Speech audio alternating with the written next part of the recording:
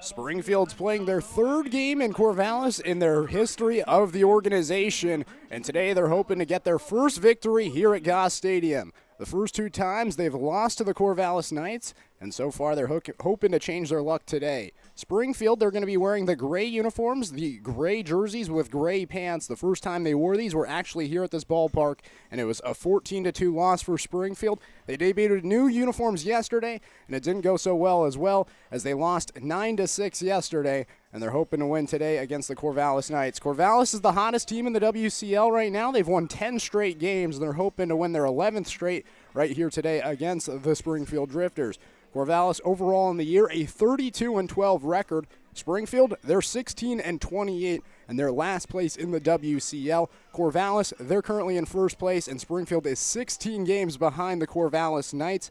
And Springfield, they're not going to be able to chase the Corvallis Knights as there's not 16 games left in the season. In the WCL South, in the second half of the season, everybody's trying to claim that number one spot to clinch their spot in the playoffs. Corvallis also going to be leading the WCL South in the second half of the year. Portland and Yakima one spot behind the Corvallis Knights, and if Portland or Yakima can win the WCL South in the second half, they'll clinch their spot. If not, then Corvallis, if they win it again in the WCL South in the second half of the year, Corvallis will have the top spot, and then the overall number 2, 3, and 4 teams will be in the playoffs, which would be Portland, Ridgefield, and Bend. About to get underway, Cole Kleckner, Trevor Anson, Dane Frazier, 1, 2, and 3 for the Drifters, with Ian Lawson, the right-hander from Oregon State, on the mound. First pitch comes in, called a strike, and we're underway right on time at 6:35. Ian Lawson, this is going to be his fourth start of the year, a 1.28 ERA. Kleckner fouls off the 0-1 pitch, and it's away, 0-2. 14 innings pitched for Lawson, 8 strikeouts, 9 walks, but 4 of his 6 outings have been scoreless this season. The 0-2 pitch, high on Cole Kleckner, and it's now 1-2. Kleckner this season, a .263 batting average, 26 hits on the year, just 1 extra base hit, and it was a double. Here's the 1-2 to Kleckner. That one's high, and it's now 2-2. Kleckner yesterday had a 2-for-6 day against the Corvallis Knights in that loss. Overall, against the Corvallis Knights this season, 3-for-18 for Kleckner. 2-2. Kleckner slaps it, foul, left field side into the bleachers. It'll do the 2-2 again. Lawson, he has quite the size, 6'7", 240 pounds for the Corvallis Knights. It's a tall right-hander on the mound. 2-2, Kleckner slaps it again, foul to the left field side. Back-to-back identical swings for Kleckner, and we'll do the 2-2 again. It is a hot day in Corvallis one more time. It was 100 degrees 2 days ago. Today it's 94 at first pitch. And Kleckner's going to get rung up. It's a called strike 3. Lawson gets his first K today, a backwards K. We're underway here in the top of the first with the first out. So we'll bring up Trevor Anson, the second baseman. Anson yesterday had his 4-game hit streak snapped after going 0-for-4 with 3 strikeouts. Today is his final game as Springfield Drifters, so he's hoping to change that. First pitch inside, it's now 1-0. Anson, though, in the past 5 games, he is hitting .333, so this is the best stretch of baseball he's played this season. He foul tips the pitch into the mitt, and it evens 1-1. .221 on the year for Anson, so he's been able to raise that batting average as of late. The 1-1 comes in for a strike at the knees, and it's now 1-2 to Anson. 19 hits on the year for Anson, and a big way that he was able to raise the batting average was hitting more level, a lot more singles. The 1-2 runs away, and it's now 2-2 to Anson. At one point in the year, he had 6 hits with 2 doubles and a home run. Since then, he's been able to add 13 hits, all singles. 2-2, chops this one up the middle. Lawson barehands it on the mound, throws over to first, and Anson's retired. The 6'7" pitcher climbing the ladder, snagging it with his bare hand, throwing it to first, and the second out is recorded here in the top of the first. This will bring up Dane Frazier, the DH, today. Dane Frazier had 1 at-bat in the game here in Corvallis on Tuesday, ultimately struck out and then was pulled from the game. He'll see the first pitch to him, called for a strike, and it's 0-1. Ultimately was pulled after he had 2 errors in the field at third base, as well as that strikeout. They put in Dominic Hellman. Frazier fouls back the pitch, and it's now 0-2, but you definitely want to have Frazier's bat in the lineup. In fact, he's currently second on the Springfield Drifters with 13.5 runs created this season. The 0-2, Frazier watches it bounce in the dirt, 1-2. 286 batting average on the year for Dane Frazier, so one of the better bats on this Drifters team. The 1-2, away, and it's now 2-2. They found different places to put Frazier throughout the year. He came in as a third baseman. They've put him in right field, but now they're currently using him as a DH because his bat is so lethal. He'll, however, though, get rung up, and it's a called strike 3. 2 backward Ks in the inning for Ian Lawson, as well as the barehanded grab on the mound. 1-2-3, the Drifters go as we head to the bottom of the first inning. Corvallis coming up to the plate for the first time in this 0-0 ball game. You're watching the Drifters here at Goss Stadium on the road here on the Drifters live stream.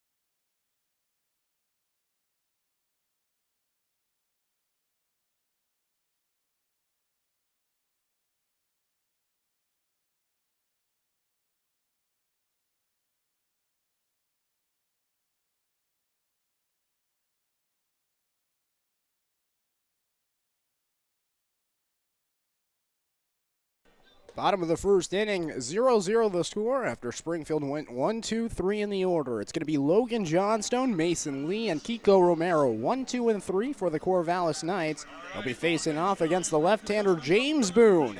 8th start of the year for Boone. He's 1-2 on the year with a 4.10 ERA. He's had back-to-back 2-hit, no-run performances this season, and he's hoping to close his summer ball year with a good quality start. It's his final start as a Springfield Drifter. First pitch here in the bottom of the first. Fastball away, and it's 1-0 to Logan Johnstone. Johnstone yesterday a 4-for-5 day with 4 runs scored and a double. Quite the offensive explosion. Johnstone sees a pitch called for a strike, and it's now 1-1. Johnstone this year at .323 batting average, 4 doubles, a triple, and 10 RBIs. Here's the 1-1 from Boone. That one's called for a strike at the knees. Boone working with the fastball there. And it's 1-2 to Logan Johnstone. Johnstone's on a 4-game hit streak right now for Corvallis, and he's batting .500 during that stretch. Quite the bat at the top of the order. He'll ground this one to the left side. Picking it up is O'Connor at shortstop. He'll throw it high to first, and Cade Chris was off the bag. He had to jump up from the high throw from O'Connor, and that results in a runner on for the Corvallis Knights. It's going to be an error by O'Connor. So this will bring up Mason Lee, the second baseman for the Corvallis Knights. He went 0-for-5 in the game on Tuesday, but got yesterday off. Lee steps in the box to face off against the lefty Boone, now working out of the stretch. Boone looks over to first, now comes to the plate. First pitch high to Mason Lee, and it's now 1-0. Mason Lee this season a .254 batting average, 8 doubles, a triple, and a home run. 20 RBIs total, though.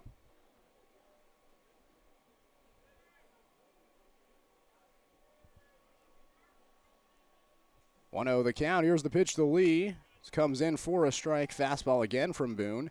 It's now 1-1. So Connor has an error in the field for Springfield. Corvallis, they've done a great job taking advantage of the Drifters' miscues. They scored 4 runs in the first inning of the game on Tuesday. And that was because of an error as well.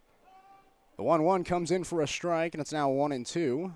The error on Tuesday was from Dane Frazier. He threw it over the bag.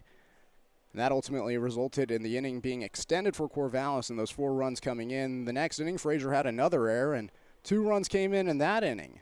So the errors were costly for Springfield. Here's the 1-2 to Lee. That one runs away high. It's now 2-2. O'Connor on that error, that was his 10th error of the season. Came into today with an .893 fielding percentage. 2-2 the count, runner at first. 0-0 the score here in the bottom of the first.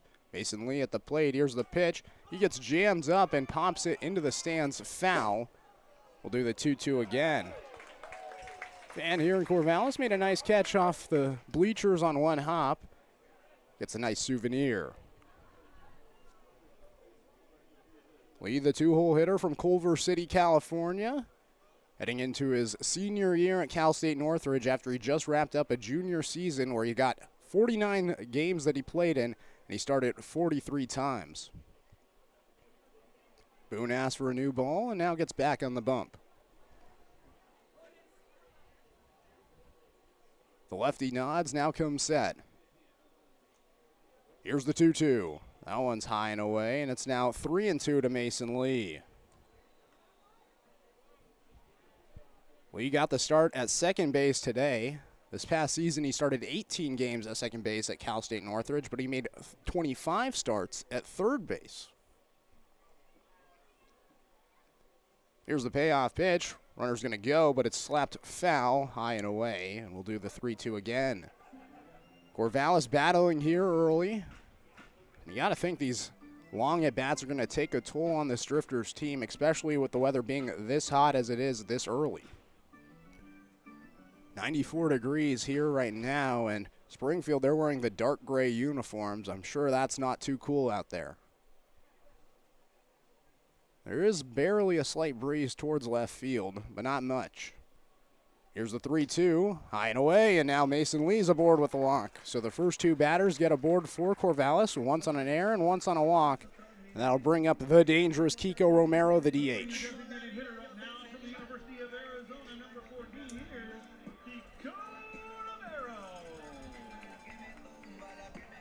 Johnstone moves over to second on the play, Lee at first. And here's Romero, 0 for 3 yesterday. He did have an RBI on a sac fly.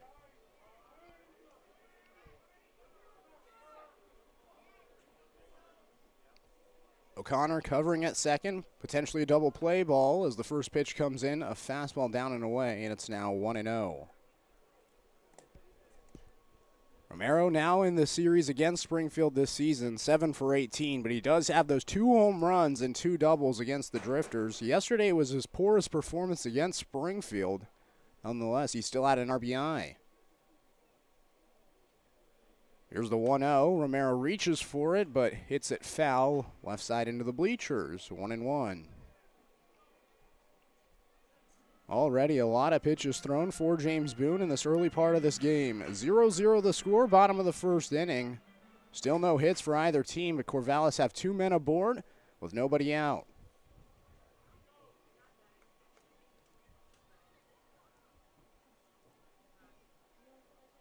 One the count. Boone ready. Here's the pitch. Romero thought about offering. It did not. Goes in the dirt, and it's now 2-1. Defensively for Springfield, and left field's going to be Cole Kleckner, and center field's Cannon Reeder, and right field is going to be Taylor Holder. In the infield, it's going to be Michael Soper at third base, Sheehan O'Connor at shortstop, Trevor Anson at second base, Cade Chris at first base, and behind the plate is going to be Nate Stevens.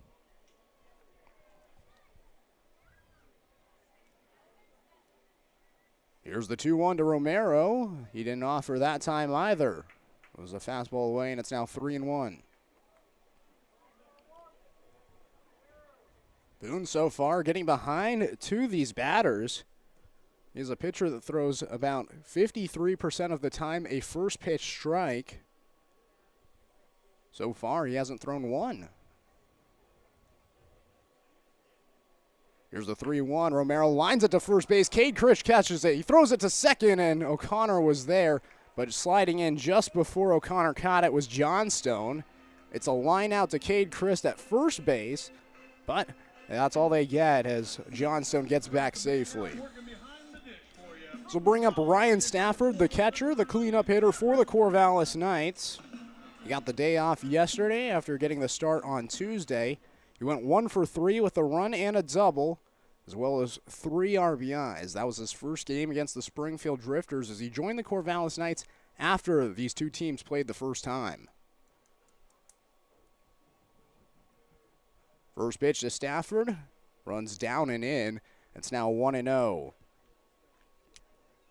Stafford's only played in 7 games for the Corvallis Knights. He has 8 hits and 20 at-bats, so that's a .400 batting average for the catcher.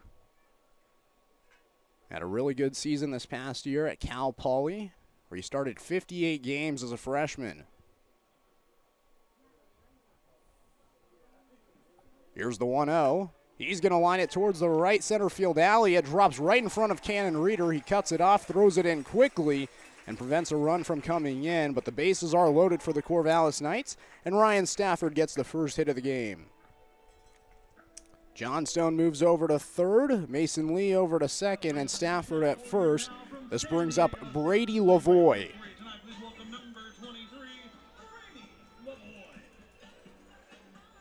Springfield's been a team that has struggled to get out of holes early. Springfield's a team that has dug themselves a lot of holes early. In fact, when the opposing team scores first, the Drifters are 7 for 23. When Springfield scores first, they're 9-5. Boone hoping to get out of this inning without surrendering a run. Bases loaded, 1 out. First pitch to Brady Lavoie is going to be popped in the air towards the right side of the field. Taylor Holder running towards the line in the shaded area makes the catch. He'll then throw it into the catcher Stevens, but it's behind Logan Johnstone, who slides in safely. And the Corvallis Knights are on the board with a sac fly by Brady Lavoie.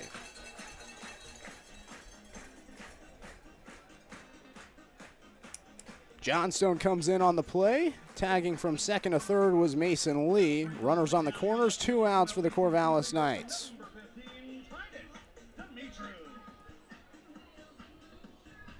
This brings up Titus Dimitru, the center fielder.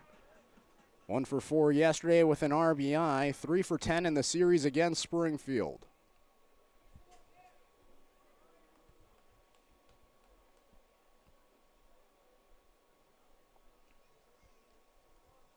Boone shaking a couple of times, taking his time on the mound. Now steps off the mound. Now looks back into Stevens. The southpaw nods, now comes set. First pitch to Dimitru, bounces in the dirt. Sprinting over to second on the play is Stafford. He steals second with ease. Now 2 runners are in scoring position for the Corvallis Knights. Corvallis is a team that steals a lot of bases this year. They're currently second in the WCL in stolen bases. Here's the 1-0. That one's high and away on the fastball by Boone. It's now 2-0. From James Boone, you're going to see a 4-pitch selection, a fastball, a curveball, slider, and changeup for him. His fastball sits about mid-80s at about 85. Here's the 2-0. Comes in for a strike, and it's now 2-1.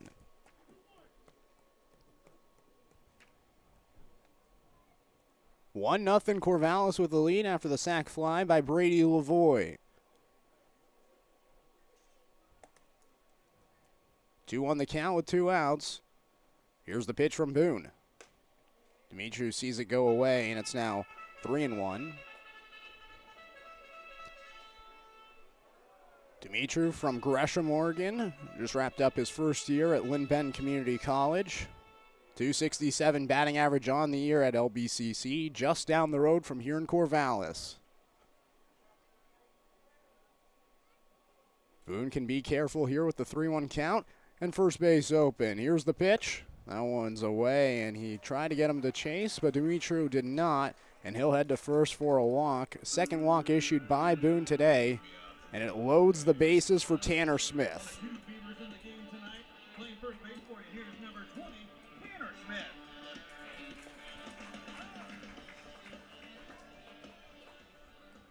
So here's Tanner Smith.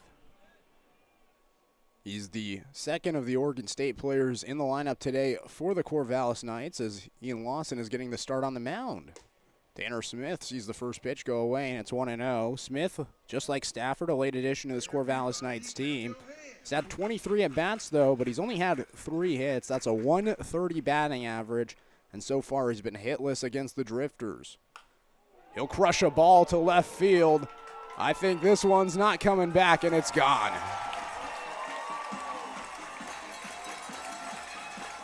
A grand slam for Tanner Smith. It's a 5-run inning so far for Corvallis. And the Drifters have dug themselves another hole early.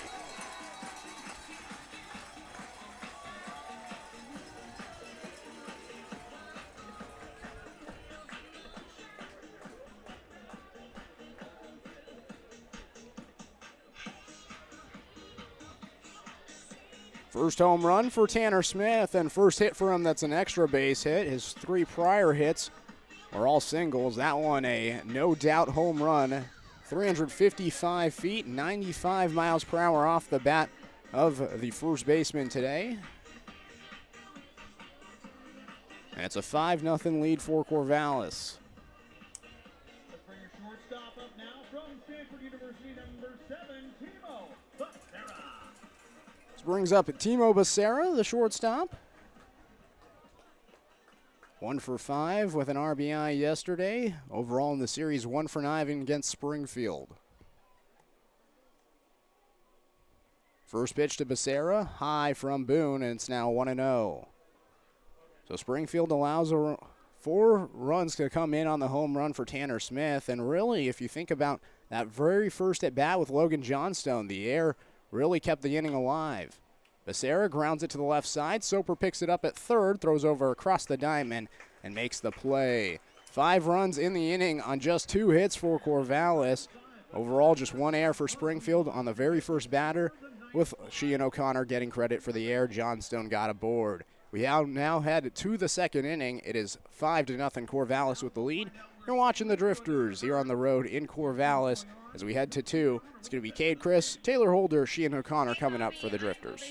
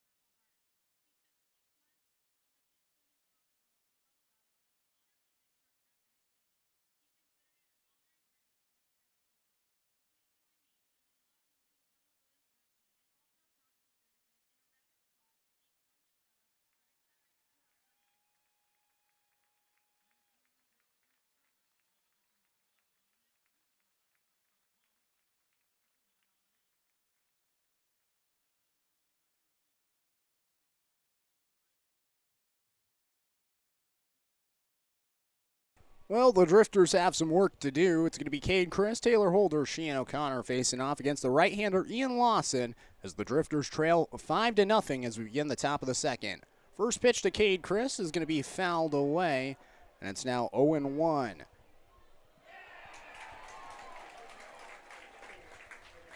Cade Chris, 1 for 3 with a double. Also 2 walks a couple days ago. 2 for 11 in the series against Corvallis. a .232 batting average on the year. Pitch comes in for a strike, and it's now 0-2. I think the most impressive thing about Cade Chris is that he has a 137 isolated power, so if you just take away the singles and all the extra base hits, that's his batting average. Chris, though, grounds it to the left side. Overthrow by the third baseman, Tyler Quinn, and Cade Chris is going to be aboard after the error. So we saw an error cost Springfield in the first inning. As Corvallis, they had Logan Johnstone get aboard with an error. And ultimately, with 2 outs, Tanner Smith hit a grand slam. So if you have that first out in the first inning, maybe you don't get to the point where there is a grand slam. And maybe you get to a point where it's not 5-0 early. Let's see if Springfield can take advantage of the error just like Corvallis. An E5 on the play, and here's Taylor Holder, the 5-hole hitter. First pitch to Holder, chops it to the left side, left of the chalk, foul. It's 0-1.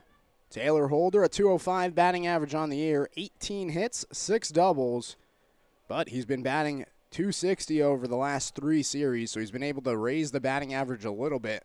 The big thing about Taylor Holder is he's been swinging the bat pretty well. He's been making hard contact, just there's been some really good defense against him, and so the batting average doesn't really indicate how good he's been swinging the bat. The 0-1, that's going to be high, and it's now 1-1. Holder came up to me today and told me that he did commit to the University of Nevada. Said he committed last week and completely forgot to tell me. He's really excited, though, to be a part of the Wolfpack, and I'm excited for him to go to Nevada as well. Here's the 1-1, and he swings through it. It's now 1-2. Holder's a really, really good athlete. He just really didn't get a lot of action at the University of Oregon. It was a very crowded outfielding core there. And so now he entered the transfer portal. A couple of SEC outfielders, including Isaiah Thomas for the Springfield Drifters, going to Eugene. So he decided to transfer. Nevada was open. He'll hit this one in the air towards the right side of the field, slicing into foul territory. Ultimately drops right in front of the second baseman, Mason Lee, in foul territory, and we'll do 1-2. University of Nevada, they just got a new coach this year after their coach left to go take the job at TCU. A lot of Nevada's outfielders decided to transfer because of the coaching change, and that allowed Taylor Holder to come in to Reno. He's open to make an impact there next year, and I'm excited for him to go to Nevada and get an opportunity to play. He's a pretty darn good baseball player. The 1-2 to Holder. That one's high and in, and it's now 2-2. Cade Chris at first base. 2-2 the count, nobody out. Top of the second inning, 5-0 Corvallis with the lead. Ian Lawson, the right-hander, set. Here's the 2-2 pitch. Holder looks at it just off the plate. Lawson, a slider there, just off the edge of the plate. Outside, it's now 3-2 full. Shade beginning to creep from the right side of the field as the sun begins to set a little bit later here in Corvallis. 3-2, Chris is going to go. It's a hit-and-run situation, but Holder fouls it away. Do it one more time. Mike Takamori at first base today. Jordan Sunich at third base for the Springfield Drifters.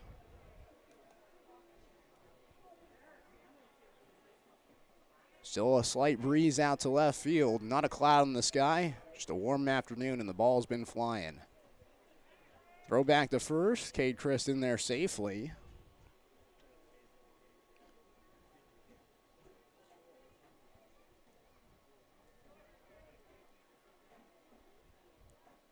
Three balls, 2 strikes. Holder at the plate.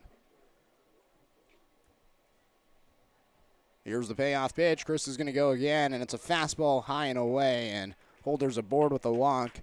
Chris doesn't get credited for the stolen base. Still nobody out, though. Springfield hoping to capitalize here against the Corvallis Knights. Yesterday, they had 13 hits in the game. They ultimately left 15 runners on base, as they did not get a lot of hits with runners in scoring position. Now nobody out. Runner at second and Cade Chris. And here's Sheehan O'Connor. At first is Taylor Holder after the walk. First walk for Lawson. He had a 1-2-3 first inning with 2 strikeouts.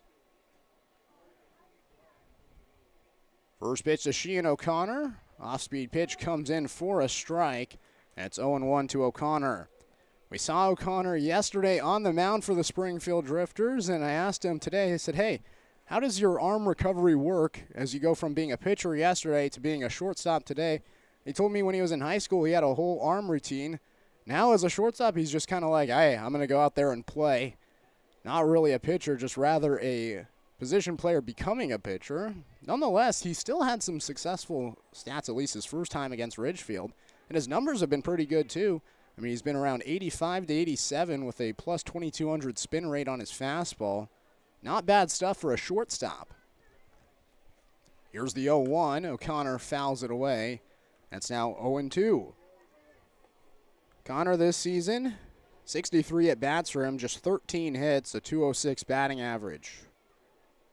Only has one extra base hit, and it was a double. Does have 3 RBIs. If he get a base hit here, he could make it 4. The 0-2, O'Connor swings and misses. Lawson picks up strikeout number 3, and the first out's recorded here in the top of the second.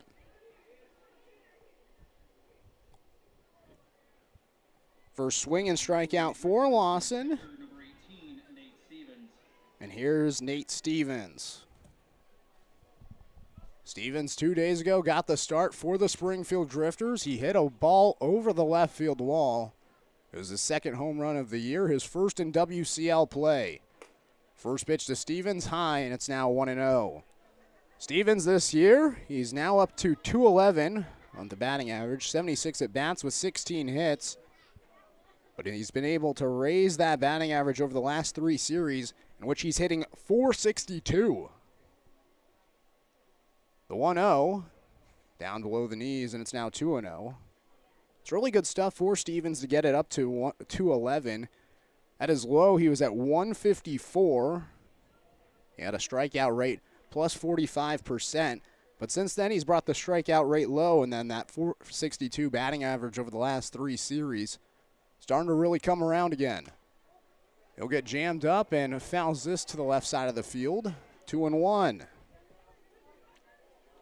Stevens started the year out pretty well, and then ultimately he got a little banged up, had a little bit of an injury that kept him out maybe a week and a half.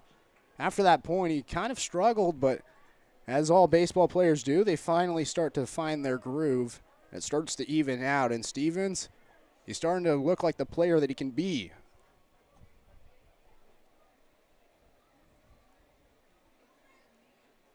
Here's the 2-1. Stevens hits this in the air, foul. 2-2. Stevens, for the past 2 seasons, has played in the Northwoods League, which is a very, very impressive collegiate baseball league. The West Coast League, a very reputable league as well. It's always the Cape Cod #1, and then Northwoods League at #2.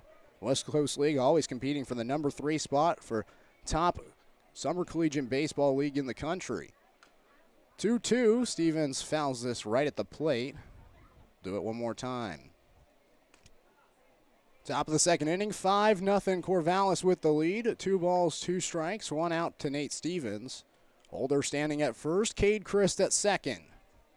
Springfield looking for their first hit today. Lawson ready on the mound.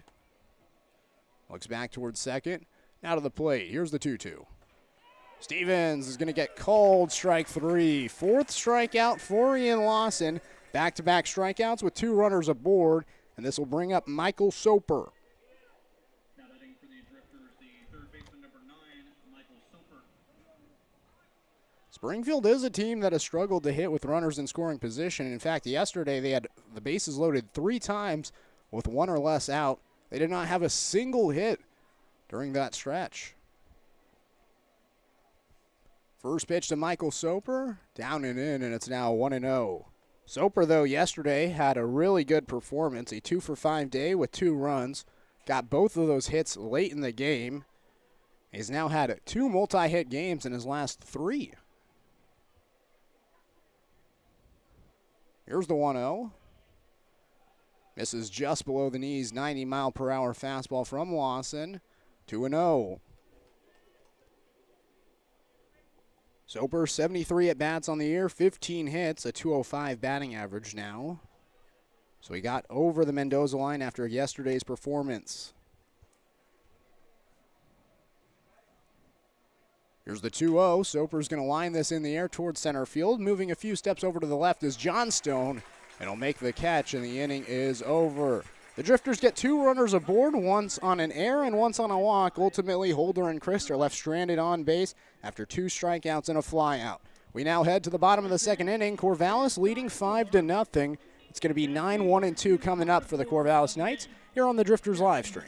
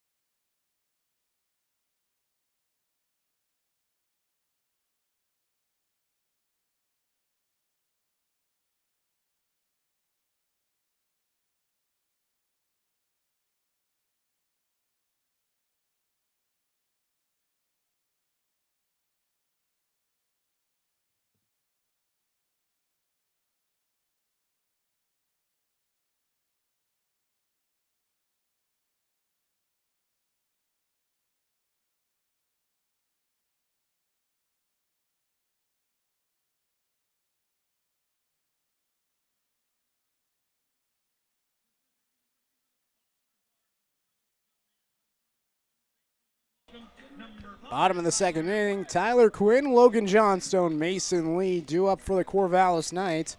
5-0 the score after a 5-run, 2-hit inning for Corvallis in the first. James Boone back on the mound, hoping to have a better inning this time.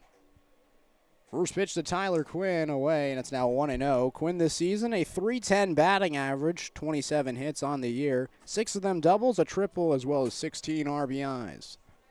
So this is quite the bat at the bottom of the order for the Corvallis Knights. The 1-0 to Quinn. He takes inside, and it's now 2-0. So that first inning was extended because of the air, and it cost the Drifters. 4 runs came in on the grand slam by Tanner Smith after the sac fly 2 batters earlier by Brady Lavoie. The 2-0, Quinn grounds to the left side. Soper jumps and picks it up at third. He'll throw across the diamond and get Quinn at first, as Christ is there. First out is recorded here in the bottom of the second inning. 5-0 Corvallis with the lead.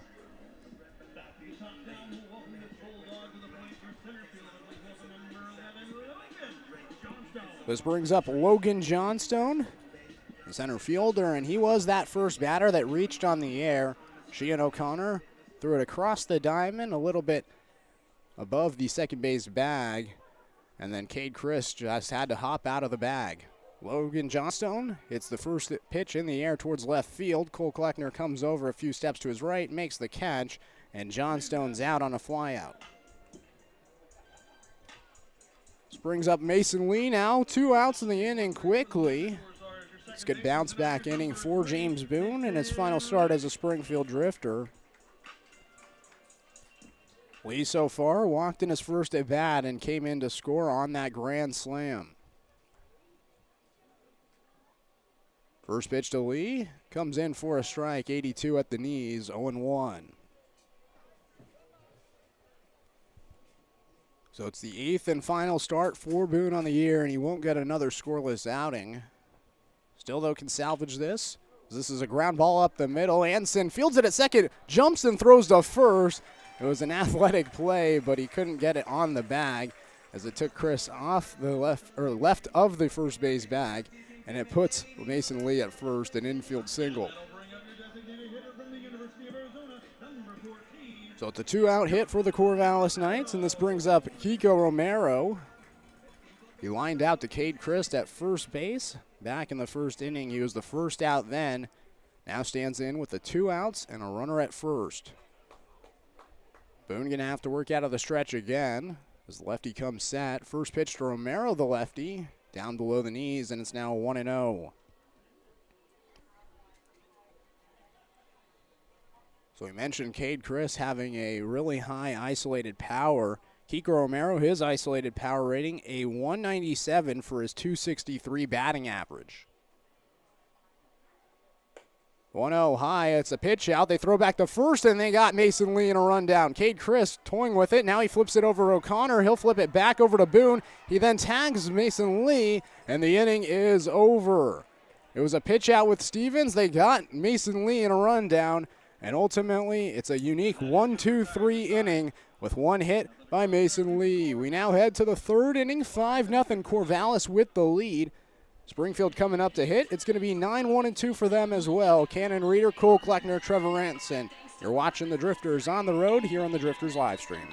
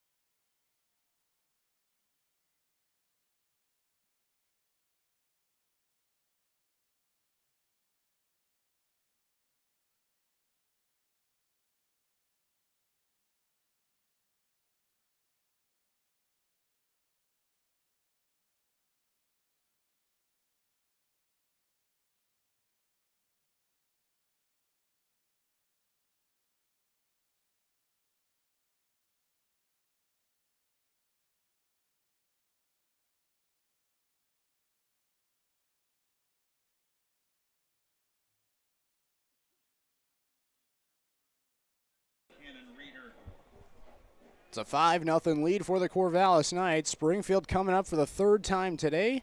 Cannon Reeder going to lead things off, facing off against the right-hander in Ian Lawson.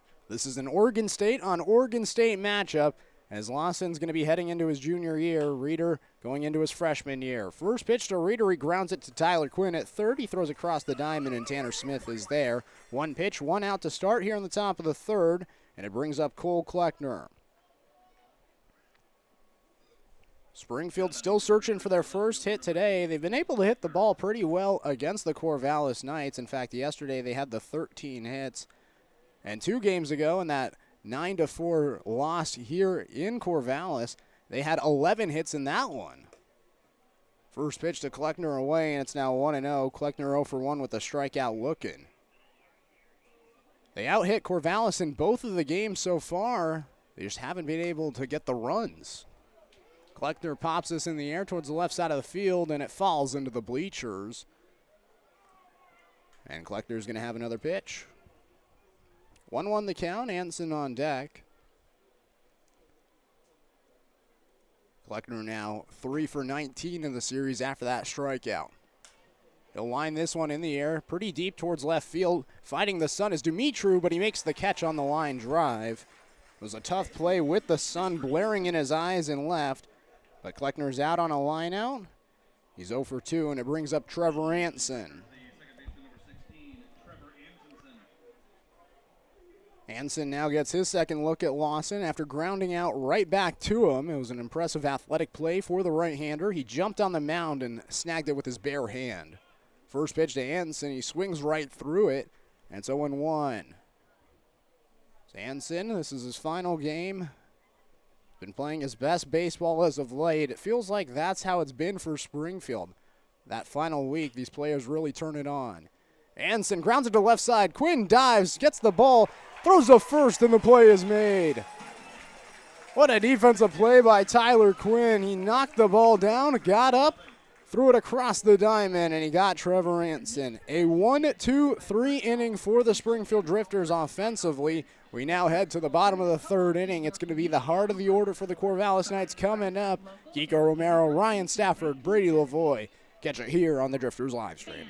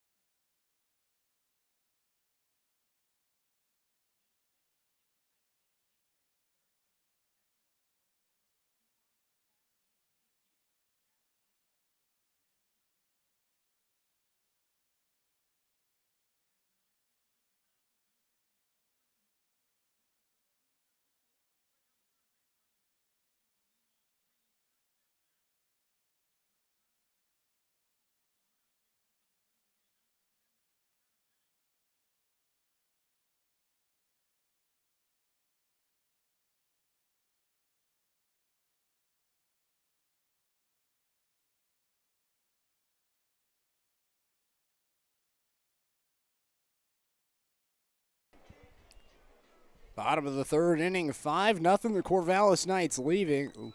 James Boone back on the mound for the Springfield Drifters as the lefty gets back to work after a 1-2-3 second inning in which Mason Lee got a hit with 2 outs, and then he was ultimately picked off by Nate Stevens behind the plate. That means that Kiko Romero's back to the plate for the third time today, but his second at bat facing off against James Boone after lining out in the first. First pitch to Romero here in the third. He showed bunt, pulled it back, and it was called a ball, 1-0.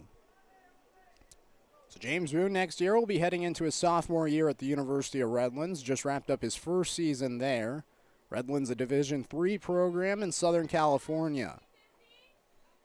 Here's the 1-0 to Romero. He'll chop it sharply to the right side. Diving play by Anson. Picks it up, throws to first, and the play is made.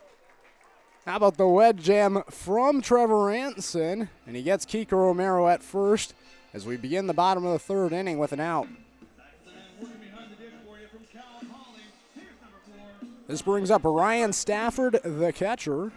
He's 1 for 1 with a single back in the first. He was the first batter with a hit today, and he stands back in to face off against Boone.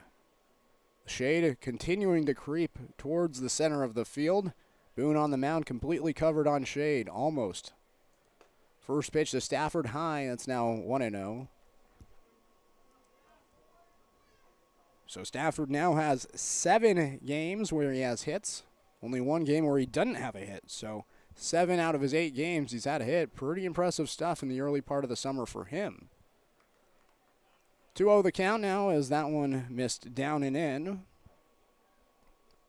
Boone gets back on the mound.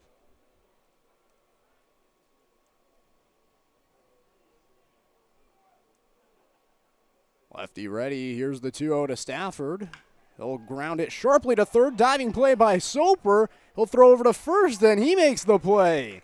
Back-to-back nice defensive plays for the Drifters. And the second out is recorded. Soper, that time it was just a one-hopper that he dove for, snagged it on the ground. Throw over to Christ at first. And it's a 4-3 and 5-3 ground out back-to-back. And this brings up Brady Lavoie. Lavoie, his first time up, he had a sac fly for the first run of the game. After that, Corvallis scored 4 more runs on the home run by Tanner Smith. First pitch to Lavoie. It's away, and it's now 1-0. Lavoie now has 6 RBIs on the year against the Springfield Drifters. Him and Romero really driving in the runs against Springfield. He'll cut through an off-speed pitch that was down and in from Boone. That's now 1-1. There's a slider there from the lefty. Had a 16-inch vertical break. I mean, that was the curveball either way. Impressive stuff. The 1-1. Lavoie's going to line this sharply towards left center field. Reeder giving chase, and it drops right in front of him. It goes off the wall. Reeder barehands it, but throws it in as Lavoie taps on second.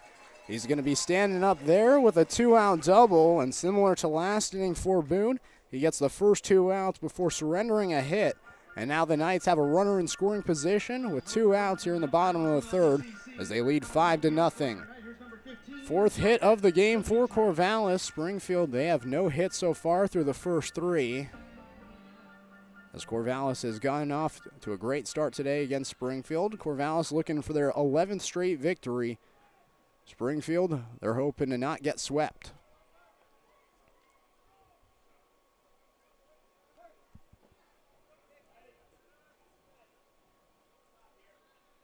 Titus Dimitru now at the plate, with Lavoie at second. First pitch to Dimitru comes in for a strike, and it's now 0-1. Dimitru walked back in the first inning. That extended the inning as there was runners at second and third for Dimitru. He ended up walking to first with first base open, and then that loaded things for Tanner Smith, and he, as we all know, hit a ball over the wall for a grand slam. The 0-1 to Dimitru, called a strike on the outside part of the plate, and it's 0-2.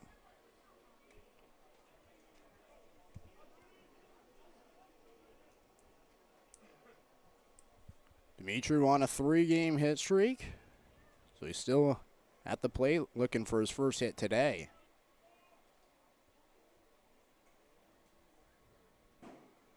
Here's the 0-2. That's a slider away, and it's now 1-2. Boone, originally from the Seattle area, ultimately decided to go to Redlands because he wanted to play in California. Ultimately, the weather was better for baseball. He saw fit, got an offer, and took it immediately. Here's the 1-2. Dimitru grounds it to the left side, foul. I think for Boone, it was always a dream of his to go play in California. I don't think he regrets it. Redlands has a really nice facility in the Inland Empire, consistently competing. His teammates with Corvallis Knights, Jonah Advincula at the University of Redlands, but Advincula now going to be heading off to Washington State next season. Here's the 1-2 to Titus Dimitru. Buckled him up, down and in, but he didn't offer, and it's called a ball, 2-2. So Advincula, Boone's former teammate, hoping to change around the Washington State program. Washington State, they just built a brand new facility there at their baseball park, and it's starting to look really good there. New coach in the past couple of years. Cougars looking to turn things around. Dimitru grounds it up the middle. Boone underhands it over to first, and the play is made, and the inning is over. Just the 2-out hit for Brady Lavoie as we now head to the fourth inning. 5-0 Corvallis with the lead. You're watching the Springfield Drifters on the road here in Corvallis.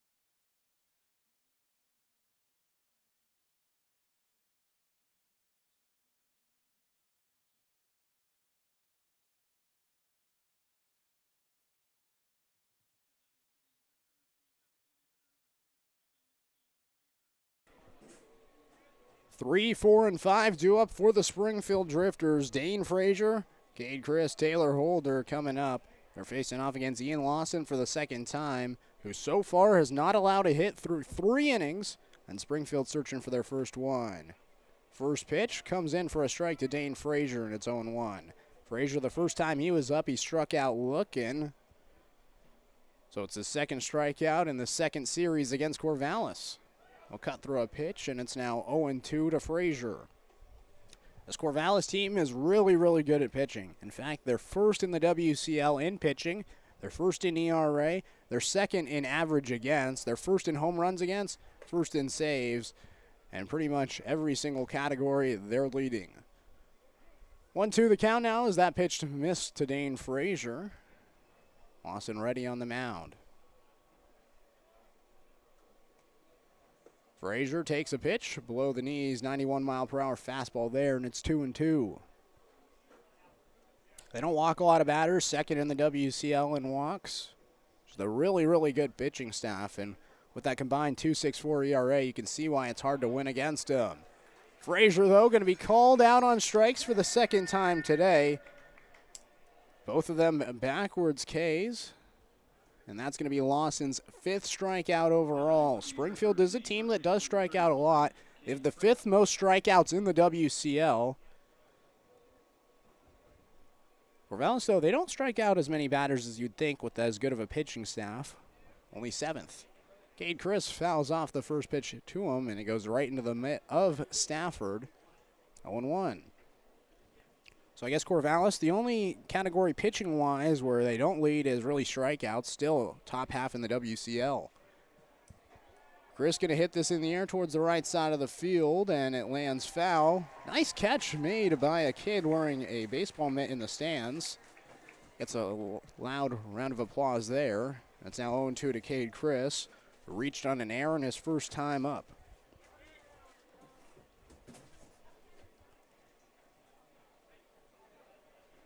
One out here in the top of the 4th inning. 5-0. Corvallis leading. Cade Chris swings and misses. Golfed at a pitch down low. It was a nice off-speed pitch by Lawson. Back-to-back Ks, and it brings up Taylor Holder with 2 outs as Lawson's now up to 6 strikeouts overall for the Knights. Holder, his first time up, he ended up walking, standing in for the second time today against this hometown team, the Corvallis Knights. First pitch inside, and it's now 1-0 to Taylor Holder. Springfield still searching for their first hit today. Had plenty of them the last 2. Holder lines this hard towards center field. Going back is Johnstone, and he'll make the catch jogging back near the track. And the inning is over. 1, 2, 3 they go again in the 4th inning. We head to the bottom of the 4th. Corvallis leading 5-0. It's going to be 7, 8, 9 coming up for the Knights. You're watching the Drifters on the road here in Corvallis.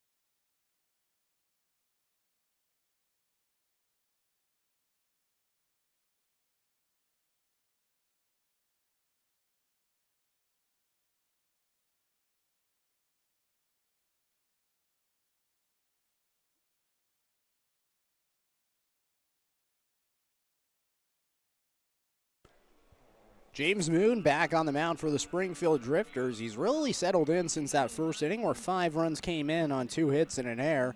Since then, he's allowed 2 hits, but both of the hits he's gotten out of 3 outs, no runs. And as we begin the bottom of the 4th inning, 5-0 Corvallis leading. Tanner Smith steps up to the plate as the first pitch to Smith comes in for a strike, and it's now 0-1. Tanner Smith, the man at the plate, he's the reason why we're here 5-0. He had a grand slam with 2 outs and extend the lead from 1-0 to 5-0. He'll ground a pitch foul to the third base side, and it's 0-2 quickly to Smith.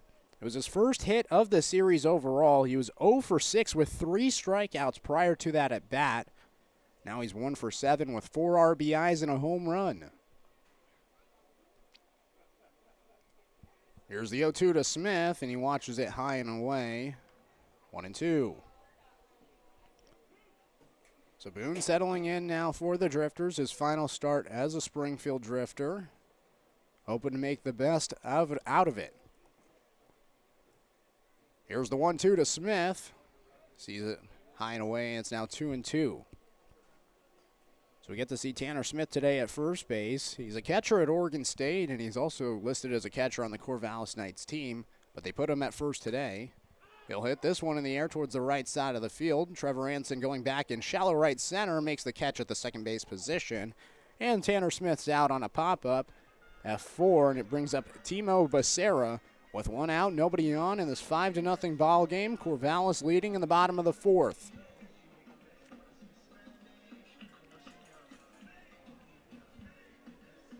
Becerra 0 for 1 with the ground out to Michael Soper. That ended the first inning.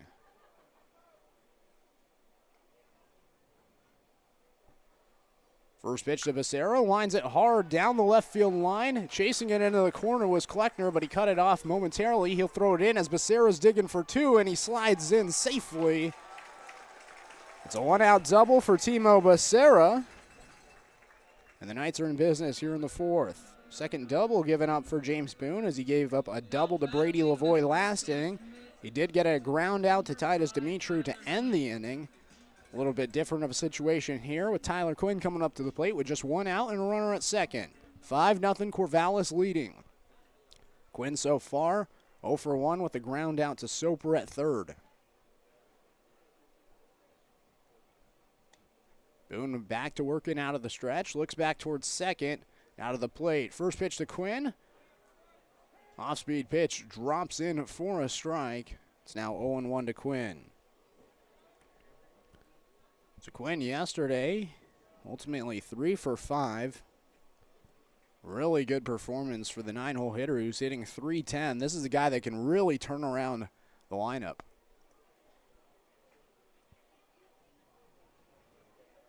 Quinn grounds this right back to himself, 0-2. Quinn this past year was honorable mention All Northwest Conference at Pacific University. It's up in Forest Grove, Oregon. He was second on the team with a batting average of .325 and second on a team with 54 total hits as well.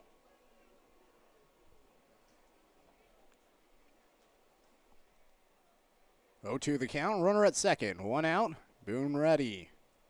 Here's the pitch to Quinn, and that's in the dirt. Try to get him to chase. Stevens stops it in front of him, 1-2.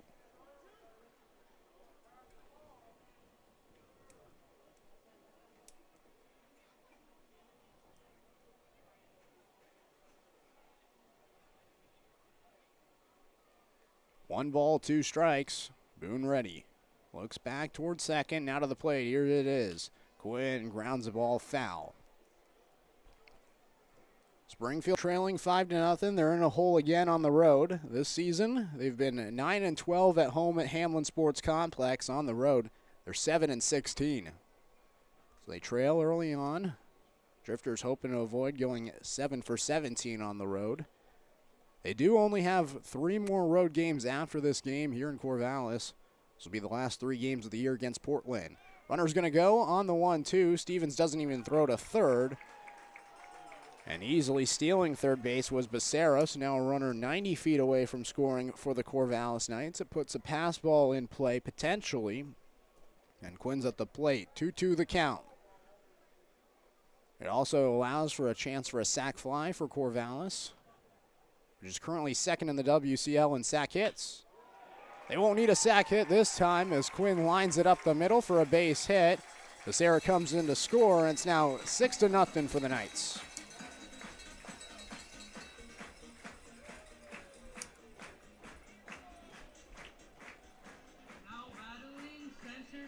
The 6th hit brings in the 6th run. And now runners at first base for the top of the order and Logan Johnstone. Johnstone today, 0 for 2, but did reach on an error in the first and came around to score the first run of the game. First pitch to Johnstone, off-speed pitch, called for a strike, 0-1. Johnstone, originally from Los Gatos, California, will be heading into his sophomore year at Gonzaga. Just wrapped up his first year there, and he only started 4 games this past year. Did play in 7, though.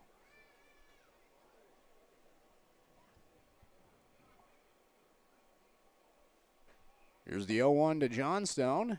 In there for a strike. 0-2. Johnstone, though, did have 5 hits in his 19 at-bats on the year. Also had a triple and RBI, so was able to at least get 1 extra base hit. Boone goes back to first. In there safely is Quinn. Cade Chris there checking him. Again, Corvallis is a team that likes to steal a lot of bases. Second in the WCL with stolen bases. The 0-2, Johnstone lines it towards left field. Kleckner fighting off the sun, and it drops right in front of him. He could not see the ball at all. Dropped a few feet in front of him, and the Sun wins the battle against the left fielder. Heading over to second on the play is Quinn. 3 straight hits for the Knights, and it brings up Mason Lee. 7th hit today for Corvallis. They lead 6-0 here in the bottom of the 4th. 1 run has already come in, and they're threatening for more. Mason Lee now, 1 for 1 today with a walk and run.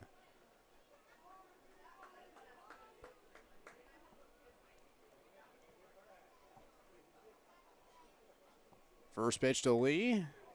Pops out of the glove of Stevens, and Quinn's going to third, and he's going to stop there as Boone sprints to the plate to cover the bag. Quinn took a big, aggressive roundabout on third. Also moving up on the play is Johnstone to second base, and so after having runners on first and second and 1 out, with a chance for a double play to get out of the inning, a pass ball puts 2 runners in scoring position and eliminates the double play threat. First pass ball today.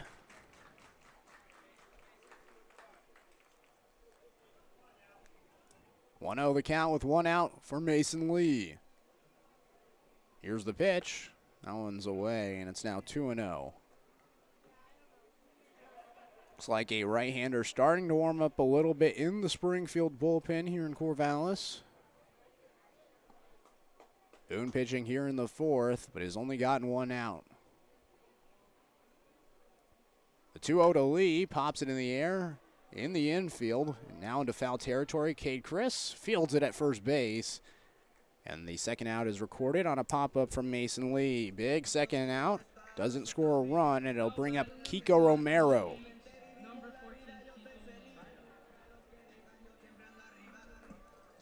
Romero 0 for 2 with a line out to Cade Chris and a ground out to Trevor Anson, which was a phenomenal play where Anson dove towards his left side, got up and fired it over to first. It was a hard hit ball by Romero. Ultimately didn't result in a hit. Romero now 0 for his last 5 against Springfield as he cuts through the first pitch to him. 78-mile-per-hour slider there from Boone. 0-1. Romero has a chance for some RBIs here. Johnstone standing at second, Quinn at third. 6-0 Corvallis leading here in the bottom of the 4th. 1 run has already come in this inning. The 0-1 to Romero. That one's below the knees. A changeup from Boone. 1-1.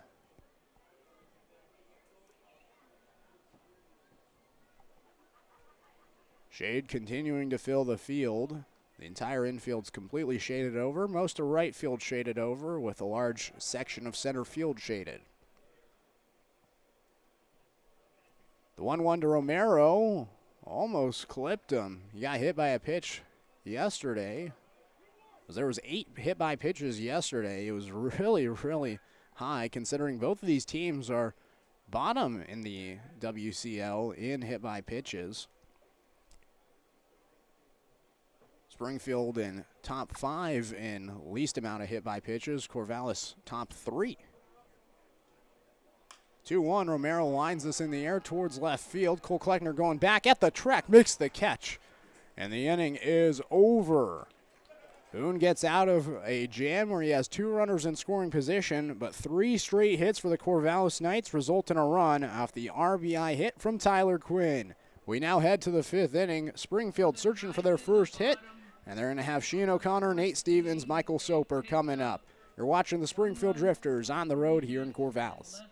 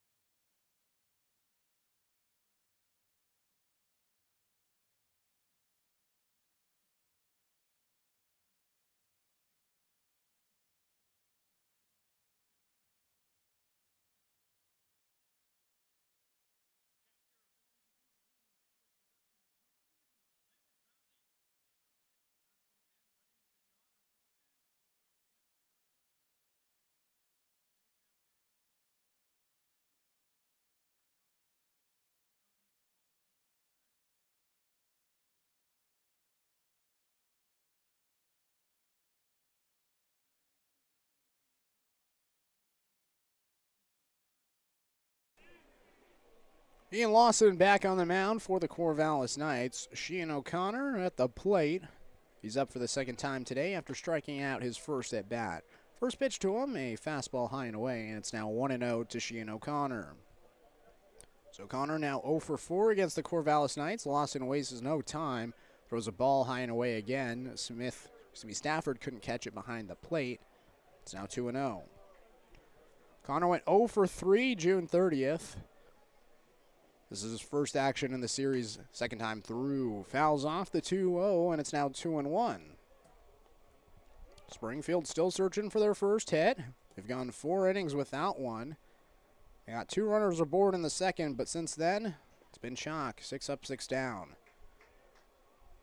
3-1 the count now as that one bounced down and in. Lawson dangles with the Rosenbag. Now gets back on the mound. 3-1 to O'Connor, and he's aboard with a walk. Fifth pitch of the at-bat misses, and the Drifters have the leadoff man aboard for the second time today. Back in the second when they got the 2 runners on, it was Cade Chris who reached on an error, and then Taylor Holder who reached on a walk. It's the second walk issued for Lawson. And here's Nate Stevens. He struck out looking his first time up. Then it was Lawson's 4th strikeout. It's up to 6 as the first pitch. Stevens got jammed up on inside, grounded it foul. 0-1. 6 strikeouts through for Springfield as we're into the second time through the order. Again, this is a team that strikes out the 5th most in the WCL. Stevens golfs at a pitch in the dirt, and it's now 0-2.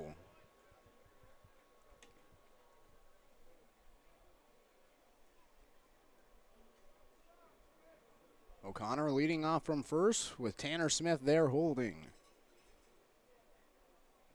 The 0-2 to Stevens. Off speed high. Stevens bent his back backwards. It's 1-2. Stevens starting to feel really confident about the way he's been playing, hoping to carry it over into fall ball and then in the spring at Washington State. The 1-2 though, he'll get called out for strike 3. Second backwards K for Nate Stevens at the plate today. 7th strikeout overall for Ian Lawson. And it brings up Michael Soper, the 8-hole hitter for the Drifters. 1 out, runner at first. 6-0 Corvallis leading here in the top of the 5th inning. Springfield still searching for their first hit today against the Oregon State pitcher in Ian Lawson. First pitch to Soper comes in for a strike. 0-1. Soper lined out towards center field back in the second inning. That ended the inning for the Drifters. Now stands in with O'Connor at first.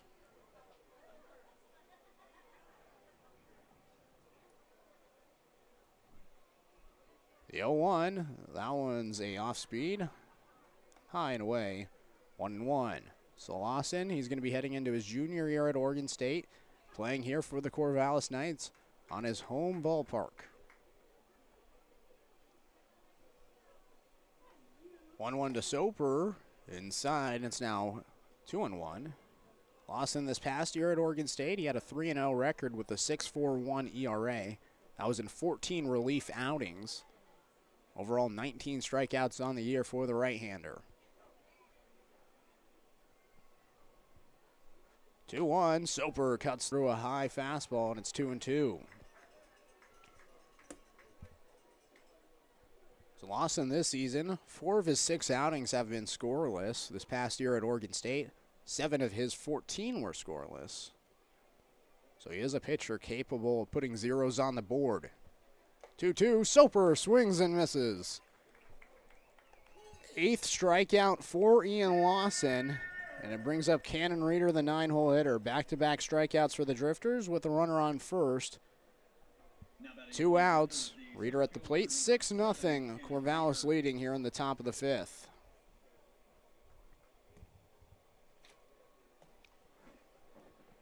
Reeder 0 for 1 with a ground out to third.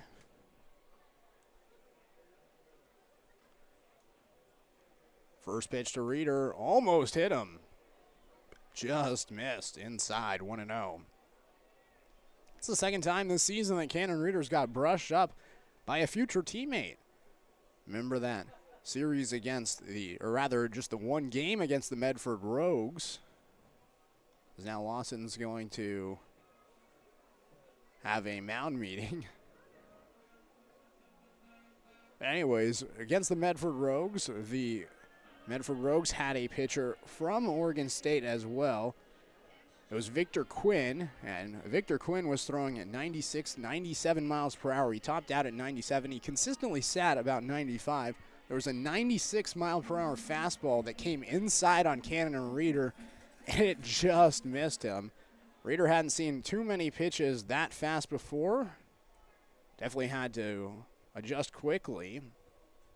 Lawson, though, that one wasn't nearly 96 miles per hour. It was 91. Still, though, a fastball coming in close to Cannon Reeder. Sure, that's got to be scary. But we still get this beaver-on-beaver battle here. Here's the 1-0 to Reeder. Fouls it straight back. 1-1. Reeder that time, it looked like he lost the grip of the bat with his left hand. When he followed through, he only had the right hand on the bat.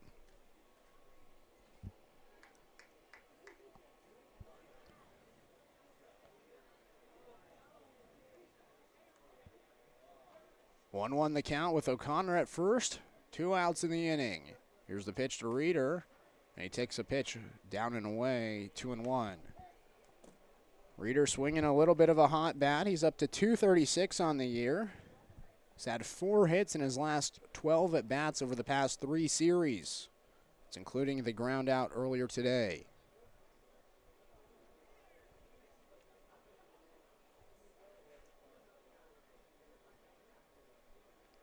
There's the 2-1 from Lawson. Reeder takes a pitch for a strike, and it evens 2-2.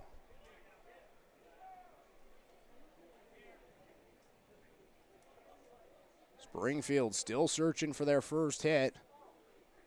Lawson's just allowed 2 walks and a runner aboard via an error.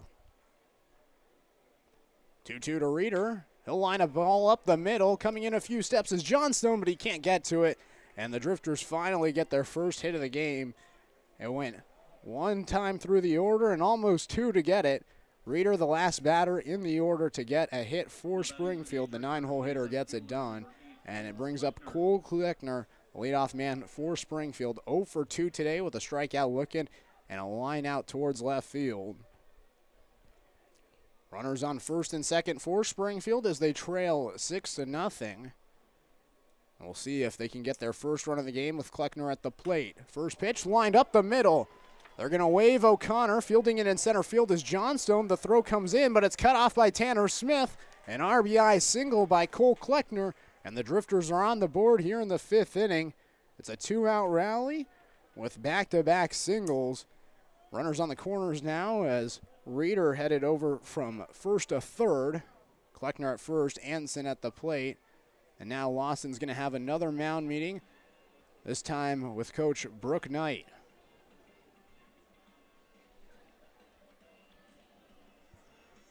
So after going 4 2/3 innings without a hit, Springfield gets back-to-back, and that'll do it for Ian Lawson. Knight takes the ball from him, and we'll step aside and take a break. When we come back, we'll introduce you to the new pitcher for the Corvallis Knights. Drifters on the board. It's 6-1 here in the top of the fifth. Runners on the corners, 2 outs here on the Drifters live stream.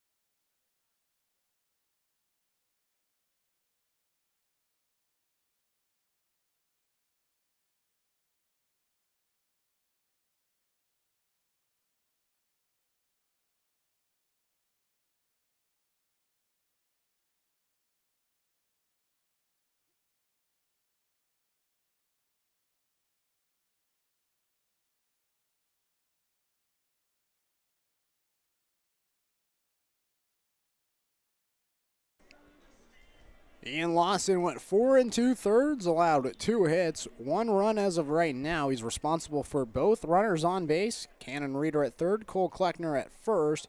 He allowed 2 walks in the game, but 8 strikeouts overall for the Oregon State pitcher. And he gives the ball to Brady Maylett. We go from one Pac-12 pitcher to another. Maylett from the University of Utah, originally from South Jordan, Utah, as the left-hander is going to have to work himself in a jam here. First pitch to Trevor Anson below the knees, and it's now 1-0. So Maylett, this is going to be his 9th outing of the year. All of them have come out of the bullpen. He's thrown 9 1/3 innings, has 10 strikeouts, but an 8.67 ERA. Anson grounds this foul, just foul down the third base line. Cannon Reeder had to dodge that ball at third, and it's 1-1. Maylett, though, that high ERA, really a result of that last outing for him. 5 earned runs on 4 hits in just 2/3 of an inning.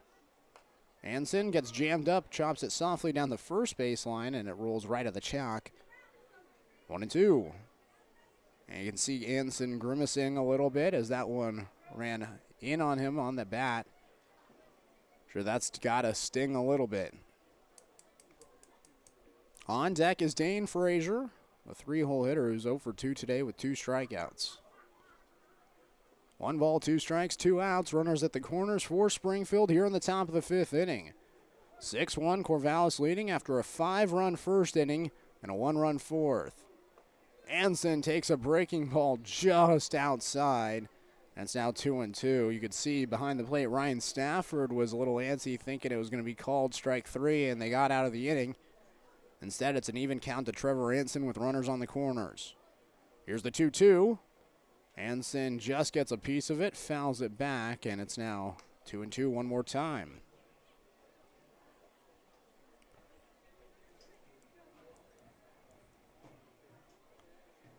Maylett, one of 2 lefties on this Corvallis team. We saw the other one yesterday in Will Clark. 2-2 to Anson. Bounces in, and it's now full 3-2. Kleckner from first will be running on the pitch with a full count and 2 outs.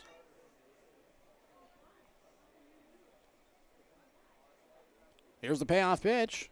Swing and a miss. It's a strikeout for Trevor Anson. He's now 0 for 3 as the Drifters leave runners on the corners. We now head to the bottom of the 5th inning, but Springfield, they get their first 2 hits of the game and their first run. Coming up for Corvallis, it's going to be the heart of the order, 4, 5, and 6, Stafford, Lavoie, and Dimitru. 6-1, you're watching the Springfield Drifters here on the road. We're halfway through this game number 3 against the Corvallis Knights.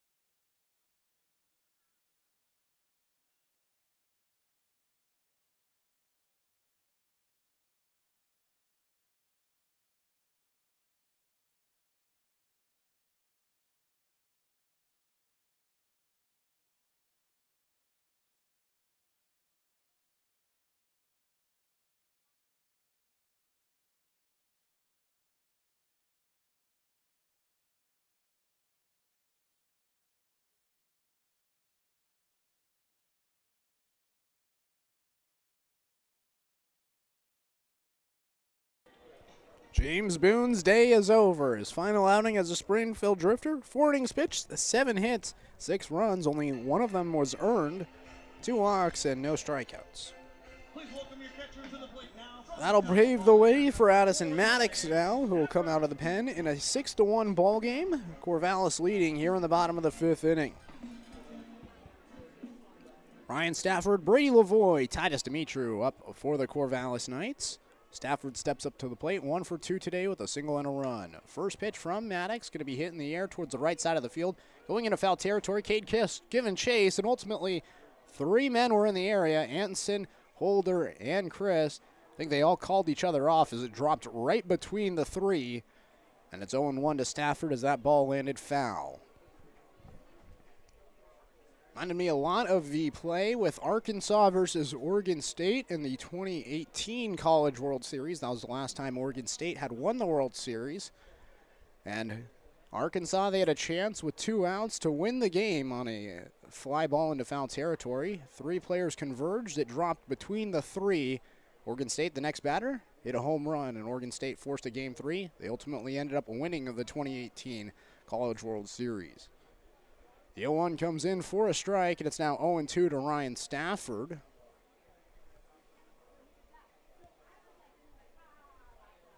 There's the 0-2, and that one runs away, 1-2. I think that 2018 World Series means a little bit to me because I actually got to come here to Corvallis in my very first time in the stadium. I was here watching the Oregon State baseball parade. It was actually a year ago to the day that I had my first broadcast here, or rather 3 years ago to the day that I had my first broadcast here, that very first time against the Corvallis Knights.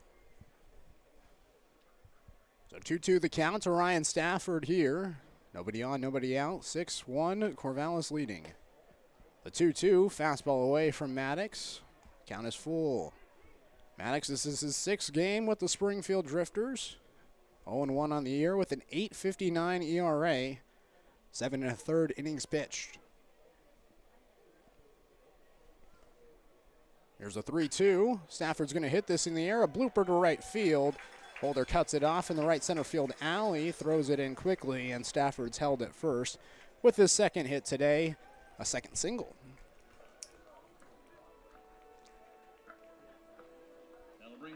So bring up Brady Lavoie, the right fielder. Had a sac fly in the first and then doubled in the third, was left stranded there. Now steps in with a runner at first. Nobody out here in the bottom of the fifth inning. 6-1, Corvallis with the lead. That was their 8th hit of the game. Maddox going to work out of the stretch now. Looks back towards first. Now comes set. First pitch to Lavoie. Grounds foul. Third base side. 0-1. So Maddox, his last outing was against Walla Walla. He threw 1 inning, allowed 3 hits and 3 earned runs. Faced off against 7 batters and walked 1. Did get the 3 outs. That was in a 10-5 loss for Springfield.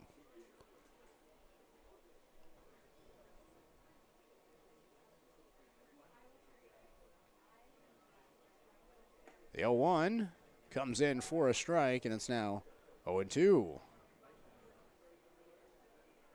Maddox had an outing back on July 13th against Portland. He threw 4 pitches and got 3 outs. It was a really, really quick inning against the Pickles.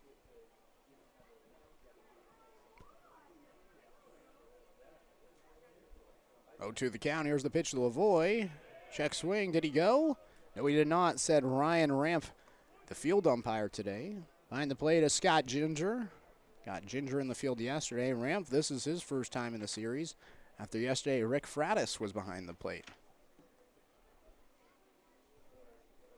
So we go from Rick to Ryan in the field. And the 1-2 to Lavoie is a off-speed pitch away.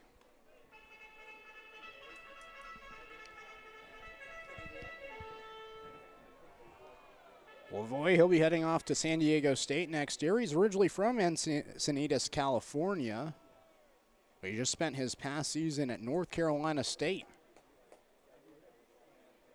2-2 to Lavoie. Away. Stevens going to throw to second as it was a late steal attempt, and in there safely was the runner in Stafford. That's another All-Pro Property Services and Pape Material Handling. Stafford's second stolen base today, and again, this Corvallis team second in the WCL in stolen bases. It's another one for them there. Puts a runner in scoring position for Lavoie. Nobody out here in the bottom of the fifth. 3 balls, 2 strikes. Count is full. Here's the payoff pitch. Lavoie grounds it on the ground. O'Connor dives, makes the play at shortstop, throws across, but Chris can't field the one hopper. And Lavoie is aboard at first. On the play, Stafford goes over to third. And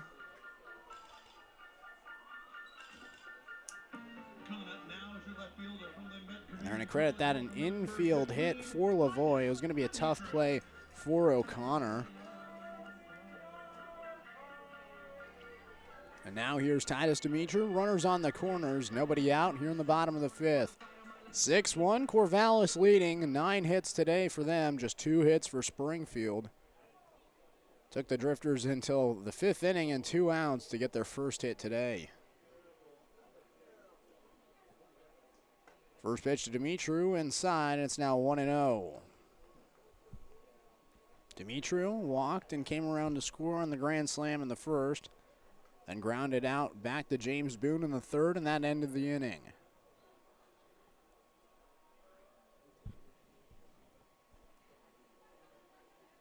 Here's the 1-0. Grounded towards the left side. Soper grabs it at third, flips it over to Anson at 2. They go to 1, and it's a 5-4-3 double play. A run comes in to score, though, but the Drifters get 2 outs on the double play. It's 7-1 Corvallis, but 2 outs are recorded here in the 5th.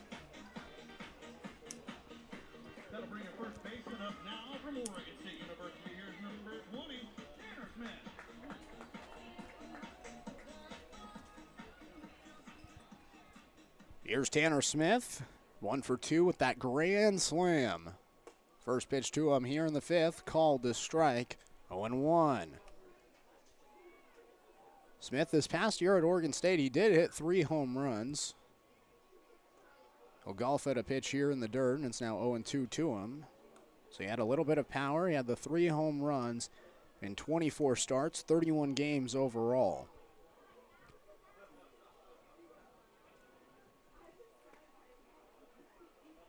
Pitch away, and it's now 1-2. In the series finale against Cal this year, he had a 9th inning grand slam. He also finished 2 for 5 in that game against Cal. 1-2 inside, 2-2. So he has hit a grand slam before, as recently as this season, back on March 27th at Cal.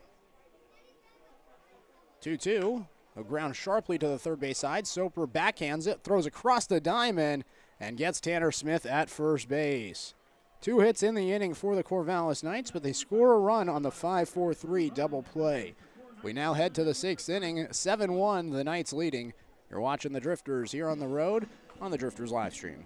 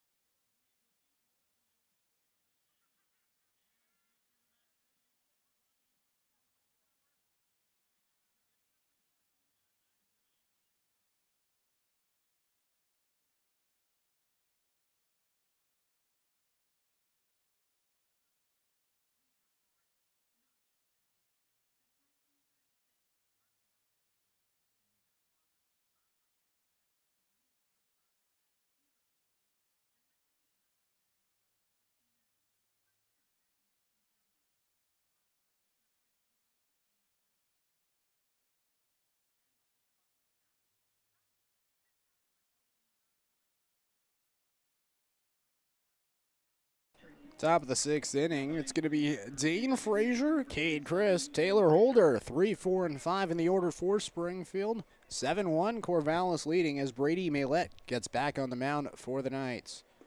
Dane Frazier takes the first pitch he sees. It misses low, and it's now a ball, 1-0. So we got to see Brady Maylett, excuse me, all the way back on June 28th. He threw an inning against Springfield. Frazier chomps this to the left side. Quinn comes in, throws hard to first, and gets Frazier out there. 5-3 ground out. Frazier now 0 for 3 with 2 strikeouts and a ground out. So bring up Cade Chris, who reached on an error in the 2nd and then struck out swinging back in the 4th. Maylett in that game on June 28th against Springfield. He faced 3 batters, struck out them all. Pretty successful day on the mound. 3 batters, 3 Ks. First pitch to Cade Chris, away, 1-0. So 3 of his 10 strikeouts on the year have been against Springfield. Got another one with Trevor Anson. That was number 11, so 4 of the 11 have been Springfield Drifters. Cade Chris fouls it back, and it's 1-1. Cade Chris this season has hit 7 doubles. Has a chance to go for extra bases, but grounds this one to the shortstop, Becerra. He'll pick it up and throw across the diamond and get Cade Chris. 5-3 ground out, and then a 6-3 ground out. Put 2 outs on the board for the Corvallis Knights. So bring up Taylor Holder, the 5-hole hitter for the Drifters. Nobody on. 7-1 the score here on the top of the 6th inning.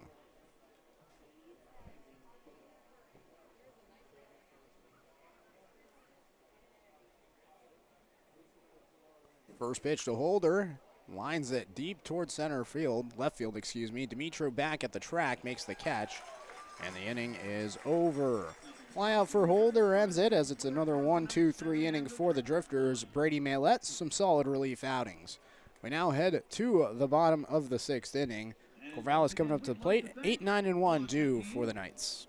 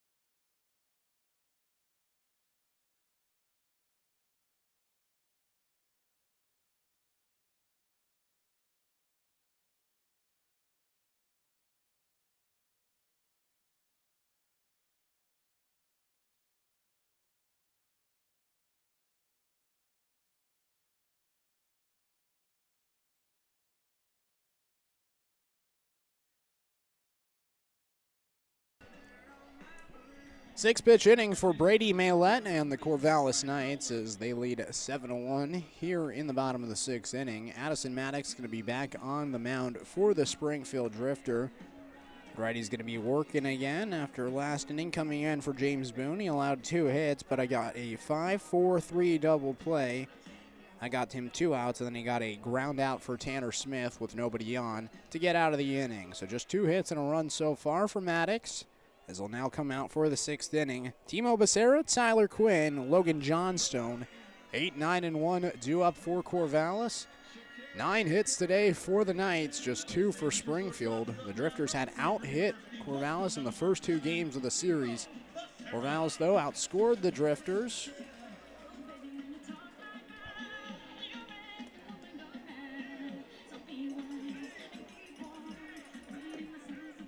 Looks like Ryan Fowler's now behind the plate for the Drifters, so Nate Stevens gets taken out, and Fowler's now at the plate. As the first pitch from Maddox here in the bottom of the sixth misses away, and it's now 1-0 to Becerra, who doubled and came around to score back in the 4th inning. 1-0. High and away. Fowler keeps it in front of him. 2-0. So Fowler, his aunt is actually here today. She drove all the way down from Yakima, came into the press box today and said hi to me in the pregame. She had been watching Fowler all season on the live stream and now gets to watch him in person. Becerra grounds it to the left side. O'Connor, the shortstop, picks it up and just got Becerra. Got him by half a step, but the first out is recorded here in the 6th inning, a 6-3 ground out. So bring up Tyler Quinn. He singled and scored a run in the 4th. He was the one that brought in Becerra. Before that, he grounded out to 3rd, so he's up for the 3rd time today. 7-1, Corvallis leading, bottom of the 6th inning. First pitch to Quinn, down and away, 1-0. Quinn picked up hit number 28 on the year and RBI number 17 on that hit in the 4th. He'll take a pitch for a strike, 1-1. Batting .310. That's the guy that you definitely want as a 9-hole hitter. 1-1 away, and it's now 2-1. I think it's so valuable for baseball teams to have such a good hitter, especially at that 9 spot. Being able to turn over the lineup for the top of the order is huge, and Quinn can definitely do that. Flares a ball out towards shallow center field. Reeder dives but misses it. Backing him up is Holder. He'll throw it to 2 as Quinn's digging there, and he'll slide in safely. And that's the 9-hole hitter paying it off. A double for him, his 2nd hit today, his 29th hit of the season. And it's going to be his 7th double as well. Comes the Bulldog at the top of the list now. Your center fielder here, Logan Johnstone. This brings up Logan Johnstone, the top of the order. Had a hit in his last at bat prior to that. Reached on an error and scored in the 1st. Flew out in the 2nd. So runner in scoring position for the Knights as they lead 7-1 here in the bottom of the 6th. Pitch comes in for a strike, and it's 0-1. So Cannon Reeder in center field, we've seen him make so many diving plays in center throughout the year. That one, just a little in front of him, and the young incoming freshman got a little aggressive. 0-1 inside. It's now 1-1 to Johnstone. I think that's another big thing for Reeder. We had been talking about at the beginning of the year where he was really just flying all over the field. I think that first week we saw him at home, he had 3 diving plays. We had to talk to him about the aggressiveness and the pluses and minuses at diving at balls. 1-1 fouled away, and it's now 1-2. On one hand, you love the aggressiveness, and you love it when he can make those diving plays. On the other hand, you don't love it when he dives and misses, and the ball drops, and it goes behind him, and it results in an extra base hit. Reeder maybe could have pulled up, kept the ball in front of him, and thrown it into second. Kept Quinn at first, but instead he got aggressive. Grounded to the right side. Anson picks it up at second, flips it underhand to Christ at first, and the play is made. Moving over to third on the play is Quinn, and the second out is reported. Either way, I'm not going to fault Reeder in center field. He's made so many diving plays this year that I think he is warranted to make a diving play like that. But it is one of those things as an incoming freshman that you're going to have to weigh. Should I dive at this ball or should I not? In a 7-1 ball game, I love the aggressiveness. Runner at third, 2 outs for the Corvallis Knights as they lead 7-1. Here's Mason Lee. And the first pitch to Mason Lee misses high and away, and it's now 1-0. Mason Lee today walked back in the first, singled in the second, but popped up in foul territory in his last at bat in the fourth. The 1-0 to Lee. Bounces behind Ryan Fowler behind the plate, and that'll score a run in Quinn. It is 8-1 for the Corvallis Knights on the pass ball.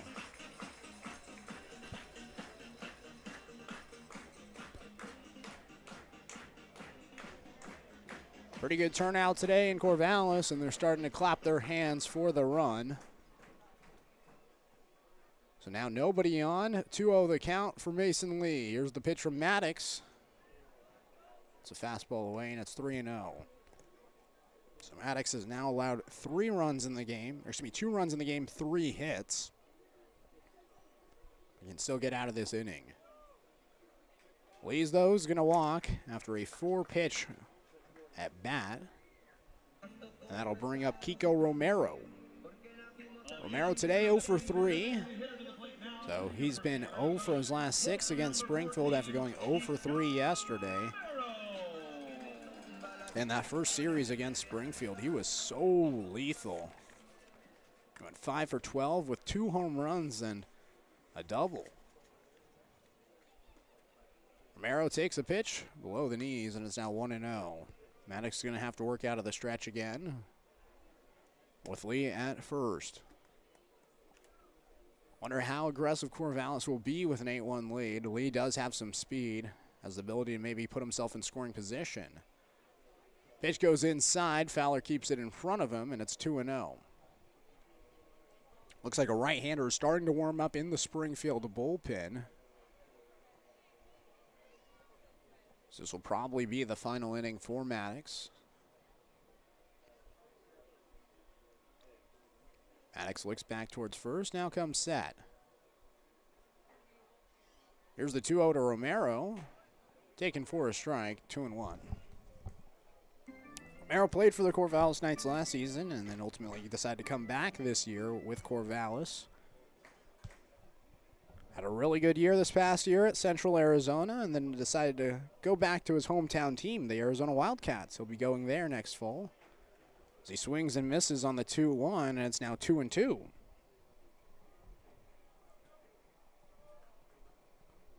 So Romero will be back, I believe so, this year to go face off against Oregon State. So he'll be playing in this ballpark again in the Pac-12. Here's the 2-2. He'll line a ball hard but foul down the right field side.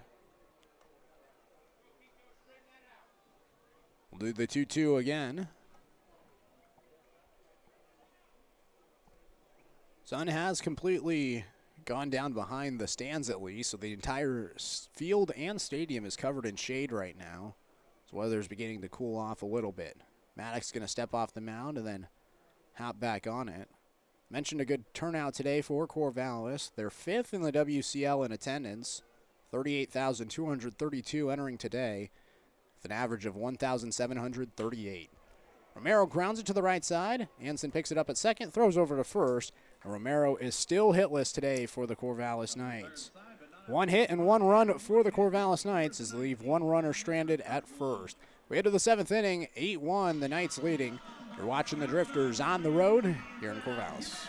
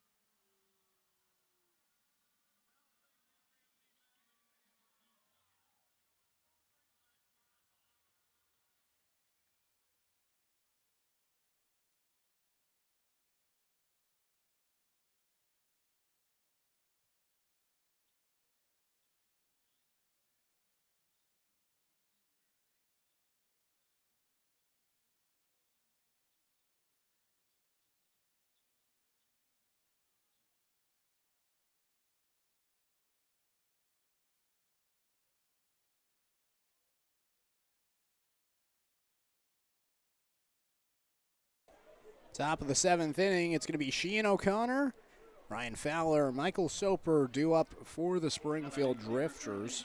Fowler's going to get his first plate appearance today after coming in this last inning defensively for Nate Stevens. Brady Maylett back on the mound for the Corvallis Knights. The lefty gets to work here in the 7th as the first pitch to O'Connor is going to be called for a strike, 0-1. O'Connor today struck out back in the 2nd inning, then walked in the 5th. Now up for the 3rd time today. The 0-1 outside, it's now 1-1.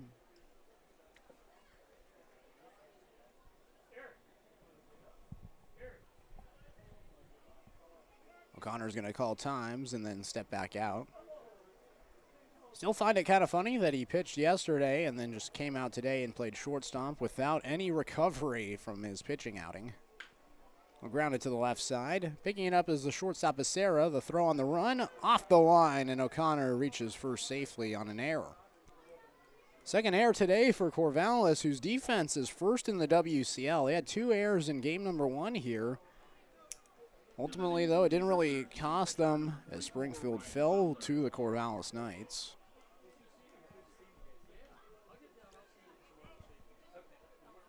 This will bring up Ryan Fowler. And after Stevens 0 for 2 with 2 strikeouts today. Fowler chops us to the right side. Picking it up is Lee. He'll flip it to 2 for 1, and that's all they get. Fowler beats out the play at first. And it's a fielder's choice play. Still a runner at first. 1 out, 8-1. Corvallis leading here in the top of the 7th. This brings up Michael Soper, third baseman. 0 for 2 with a strikeout swing and a line out.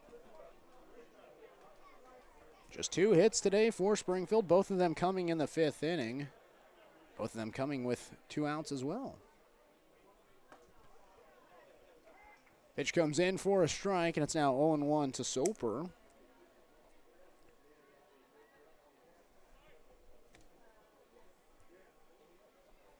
The 0-1, Soper takes a pitch. It's called for a strike, and it's now 0-2. Soper, this is his 5th start now since July 7th. Again, he's been used sparingly, but after his 2 for 5 day yesterday, Coach Richards puts him back in the lineup. Fouls off a pitch, and it's going to be another 0-2. Soper from Jefferson, Oregon, went down to Lynn Bend Community College to go play his collegiate baseball. Still has a few offers. Unsure where he's going to play next year. Here's the 0-2. Soper takes a pitch high and inside. It's now 1-2. Soper, though, a talented defensive player. He's really smooth defensively, and I think that he's going to benefit a lot of programs defensively wherever he goes. So he'll take a pitch inside. It's now 2-2. Offensively this summer, he does have a 205 batting average, but he has had a couple of multi-hit games, including 2 of his last 3. He'll line a ball towards the alley in left center, and it drops down. Cutting it off in left center is Johnstone. Digging for 3 is Fowler, as he'll head first slide in safely. Soper aboard at second with a double. 3rd hit today for Springfield, and now 2 runners are in scoring position with just 1 out here in the 7th.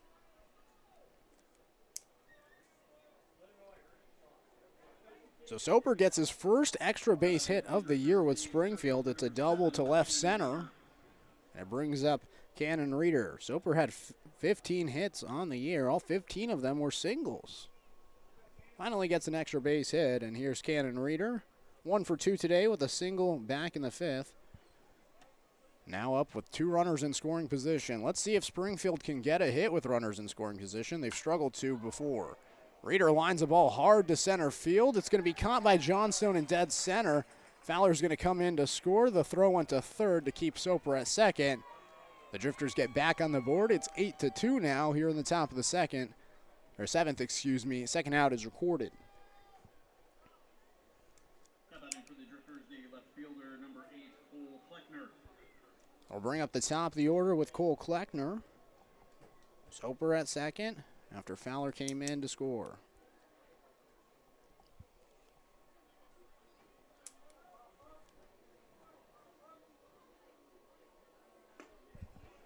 First pitch, down and away, and it's now 1-0. Fowler, last time he was up, he had an RBI single up the middle. That scored Sheehan O'Connor in the 5th. That was the first run of the game for Springfield, but they just added another run, and Kleckner has a chance to add another RBI to his name. He'll take a pitch on the outside part of the plate, called for a strike. It's 1-1. Kleckner 1 for 3 today with a strikeout in the 1st. The line out before that's RBI single. Here's the 1-1. Inside, it's now 2-1. It was the 12th RBI of the year for Kleckner. His 4th hit of the series against Corvallis.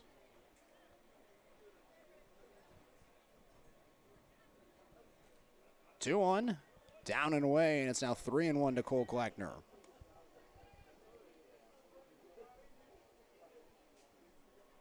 On deck is Trevor Anson.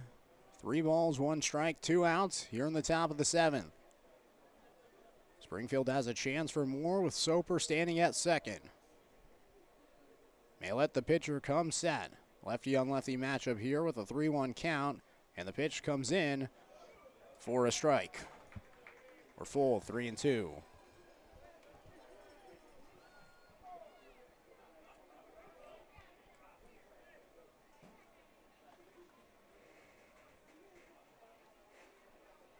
Here's the payoff pitch. Kleckner slaps it just foul. We'll do it one more time. Soper's going to be running on the pitch with a 3-2 count and 2 outs. So any hit put in play, Soper might score.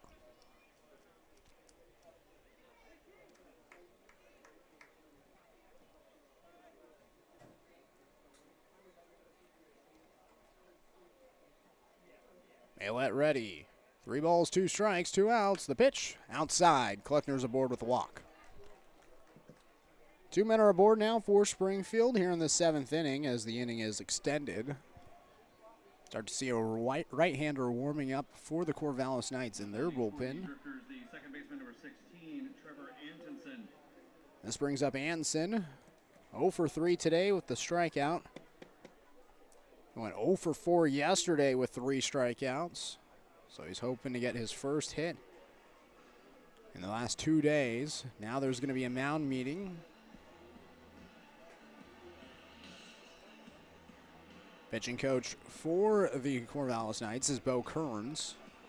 It's his second year with the Corvallis Knights. He's out there going to talk things over with Maylett.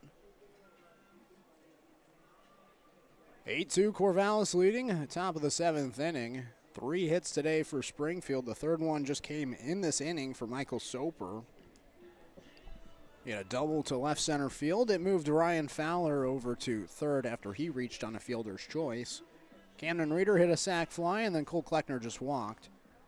And that's where we stand here with runners at first and second. 2 outs, top of the 7th inning. 8-2 Corvallis leading.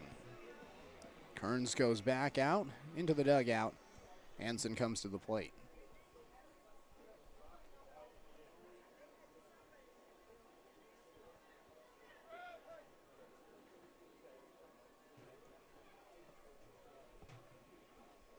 First pitch to Anson, bounces in the dirt, and it's now 1-0. So Anson, this is going to be his final game, and hopefully he'll get a hit in his final outing as a Springfield Drifter. He was a guy that Coach Richards singled out yesterday as a guy that he felt really developed well during the summer. 1-0 to Anson. He'll take inside for a strike. 1-1. In fact, yesterday when I asked him the question, you know, fans might be a little frustrated with the way that the record has been, or the lack of wins, rather. Were some players that developed really well this summer. Anson was the first guy he named. The 1-1 grounded foul, third base side, 1-2. I'll have to agree. I think that Trevor Anson did develop pretty well throughout the year. I think I was a little harsh on him at times, but ultimately he started to play a little bit better and he started to develop, and that's what you love to see here in the WCL. That's what this is all about. Sure, you want to win some games, but at the end of the day, you're here to develop these players, and I think that's what we did with Trevor Anson. He'll line this towards left field. Diving play not made by Dimitru. That'll score 1 run for sure. Kleckner sprinting around third. Anson tapping on 2. Finally picking it up his left is Dimitru. He'll throw it in, and they'll stop Anson at third. It's a 2 RBI triple for Trevor Anson. His first triple of the year. And how about that for your final game? You get a triple and 2 RBIs to your name. And it'll bring up Dane Frazier as the Drifters have the lead in half. It's 8-4. Another mound meeting going to be made with Maylett on the mound. This may be it for the lefty. As Brooke Knight goes out there to go talk things over with the pitcher.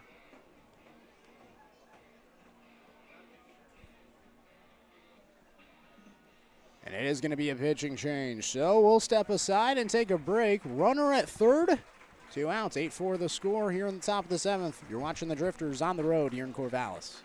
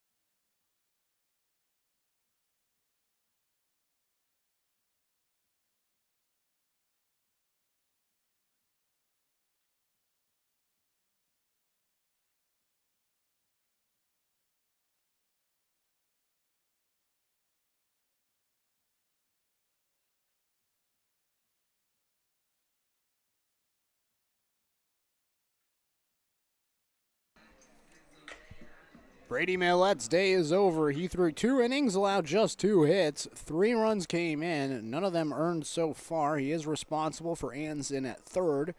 1 walk and 1 strikeout for the left-hander. And he gives the ball over to Caden Siegel, the right-hander from Lynn Benton Community College.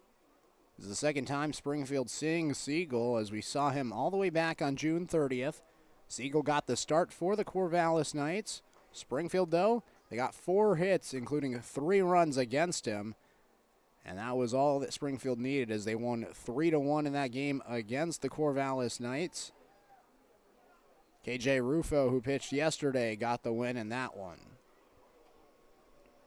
First pitch to Dane Frazier from Siegel, bounces in, and it's now 1-0. Frazier at the plate, 0 for 3 today with 2 strikeouts looking, has Anson at third in this 8-4 ball game. 4 hits for Springfield today, but the 4 runs. Frazier takes a pitch that's called for a strike, and it's now 1-1. Again, Frazier on the road is a different monster. .375 batting average entering today on the road. He'll take a pitch that's called for a strike, and it's now 1-2.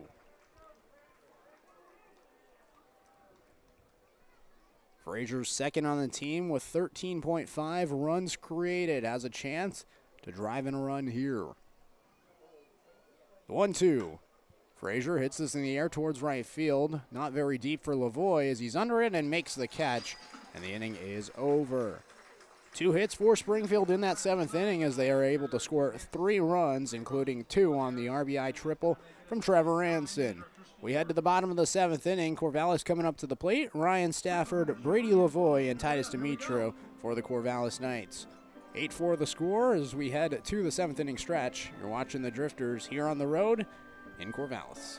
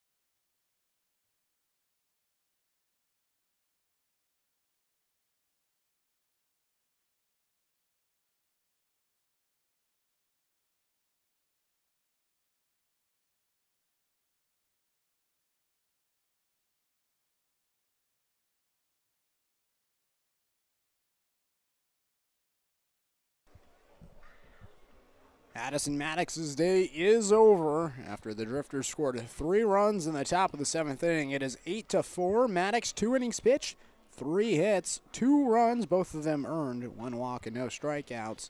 And that paves the way now for Eli Peaches Holbert, the hard-throwing right-hander from Everett Community College. He'll come out for the Drifters here in the 7th inning. Ryan Stafford, Brady Lavoie, Titus Dimitru coming up for the Corvallis Knights. Batters 5, 6, and 7. So here's Stafford, 2 for 3 today with 2 singles, 2 runs, 2 stolen bases. 2s everywhere for Ryan Stafford.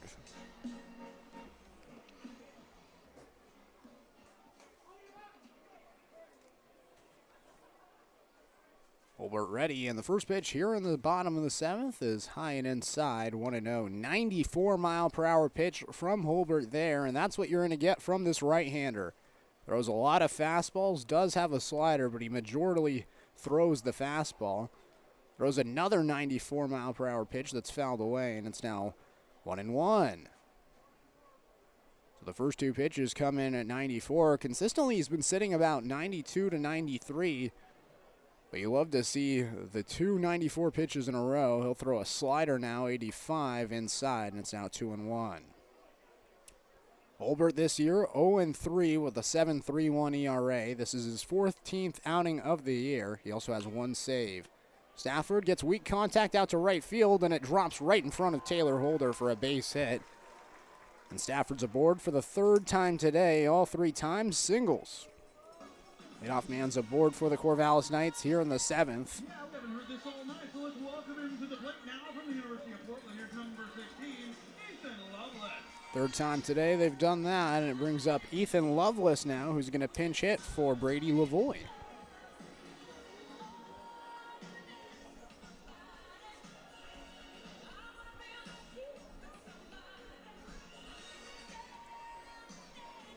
So here's Ethan Lovelace now getting the pinch hit appearance for the Corvallis Knights. Saw Lovelace in the game yesterday. His first two at-bats, he got hit by a pitch and came around to score. He was one of the 8 batters hit by a pitch yesterday.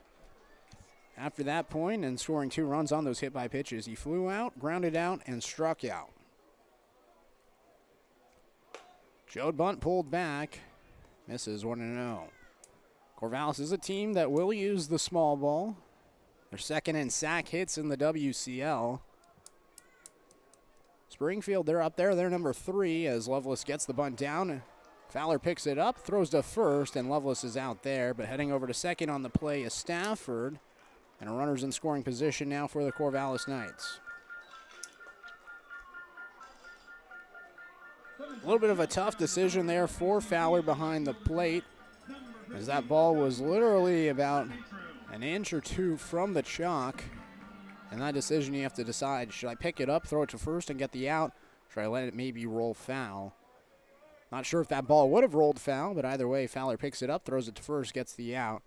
Now runners in scoring position with 1 out, and here's Titus Dimitru. First pitch, fastball outside.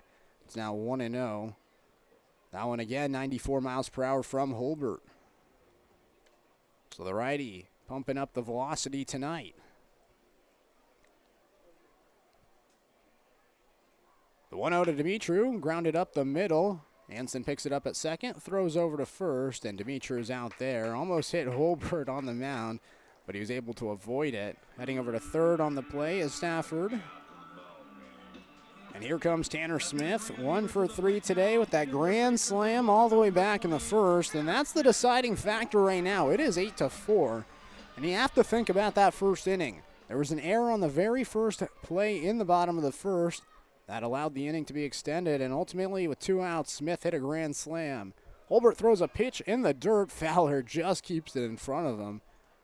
That was 95 from Holbert there as it bounced in, so he topped out at 95, just a wild pitch. But Fowler does a great job behind the plate, keeping it in front of him. I think Fowler has been the best defensive catcher for the Drifters this season. He was a late addition from the CCLST. The 1-0, Smith hits this foul. 1-1. Everybody clap your hands.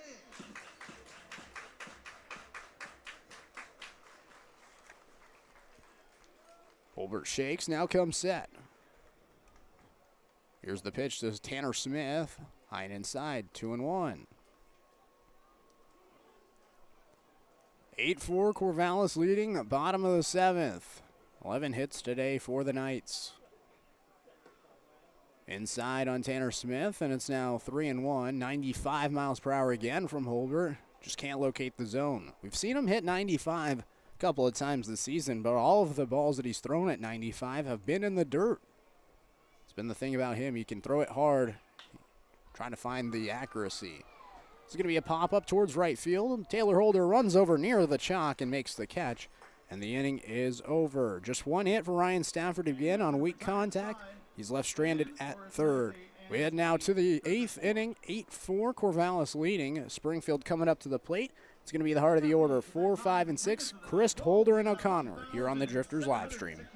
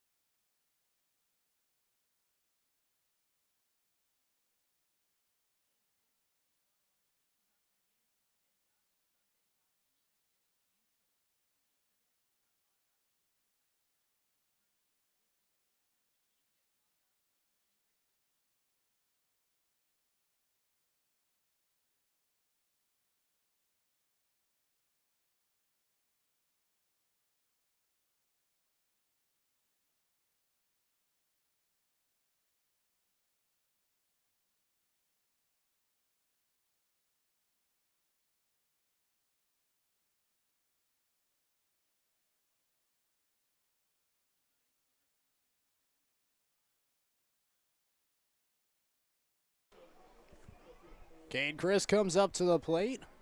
It's an 8-4 ball game here as we begin the 8th inning. Springfield yesterday did score 5 runs in the 8th and 9th inning. Still have 6 outs to work with. First pitch to Cade Chris, fouled it right into the mitt of the catcher Stafford, and it's 0-1. Chris today reached on an error in the second, and since then struck out and grounded out.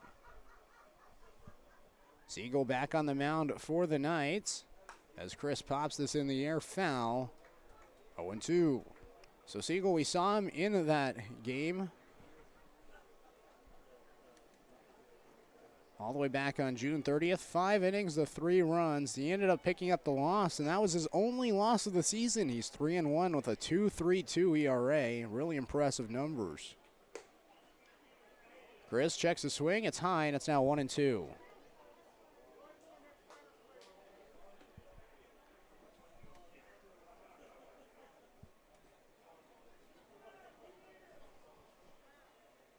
Here's the 1-2 from Siegel. Taken outside for a ball, 2-2. So Siegel, normally a starter. He has come out of the pen a couple of times. This is his 4th outing out of the pen, but he started 6 of his 9 outings prior to this. Chris fouls this back. See again.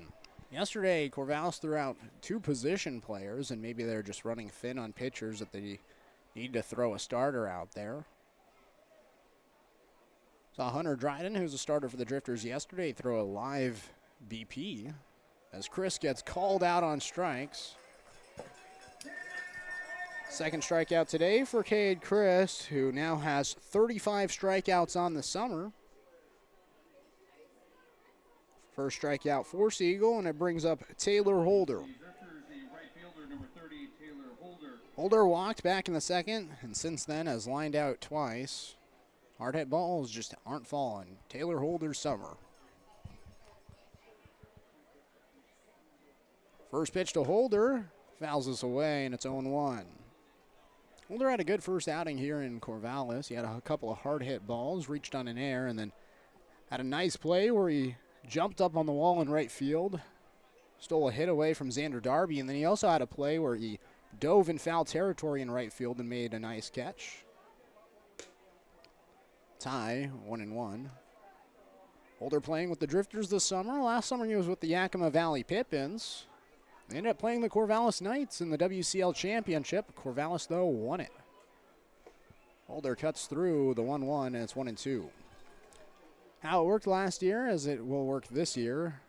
The team with the lower seed hosts game number 1, and then games number 2, and then potentially 3 if it goes to a game number 3, will be at the higher seed. Corvallis was the higher seed. Yakima Valley, the lower seed. As Holder pops this in the air towards the backstop, and it goes into the bleachers. Do the 1-2 again. So Yakima Valley, they won the very first game in Yakima Valley. Ultimately, though, they came to Corvallis, lost them both, and the Corvallis Knights won the WCL Championship. I mean, this Corvallis Knights team, they're used to winning the WCL Championship. They've done it a lot. Holder looks at a pitch away, and it's now 2-2. Brooke Knight, the head coach of the Corvallis Knights, he's won the championship in 2011, 2013, 2016, 2017, 18, 19, and 21. This is a really good team. Holder fouls it back, and we'll do the 2-2 again.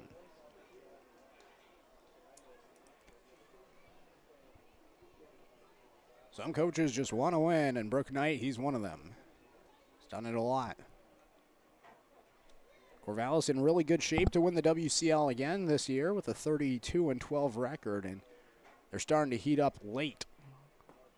Siegel throws a pitch away, and it's now full 3-2 to Taylor Holder.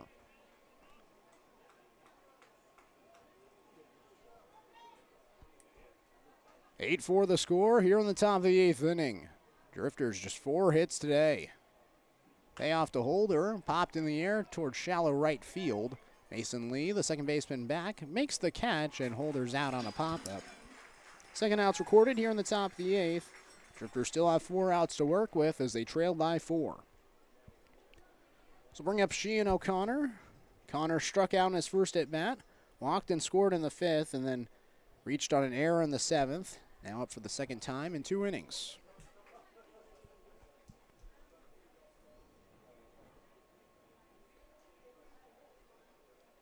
Actually, scratch that. O'Connor's going to get pinch hit for. This is going to be Dominic Hellman.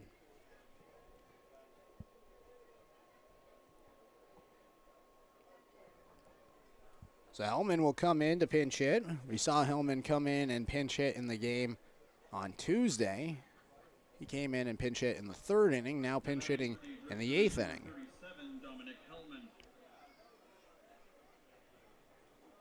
Hellman, though, a powerful bat at the plate, and he has a chance to potentially get something going here in the 8th inning with 2 outs.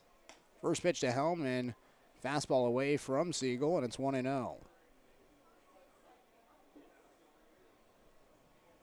Hellman, the University of Oregon commit, an All-American from the state of Washington. Sees a pitch down and away, and it's now 2-0 to him. Joined the team later in the year, ultimately has made an impact, a .216 batting average, but he has 2 home runs, a triple, and 3 doubles. Takes a pitch for a strike. 2-1. He has struck it out 17 times in 15 games, but the bat is so powerful. And watch a pitch miss, and it's now 3-1. He's only walked 3 times this season, so 17-3 strikeout to walk ratio, but ahead here 3-1. Takes the 3-1 below the knees, and he'll be aboard for his 4th walk of the season. He puts a runner aboard for the Drifters with 2 outs. And in steps Ryan Fowler, the catcher. Fowler grounded into a fielder's choice last inning, now up for the 2nd time today after coming in the 6th inning for Nate Stevens after Stevens played defensively for the first 5 innings and then struck out 2 times at the plate looking.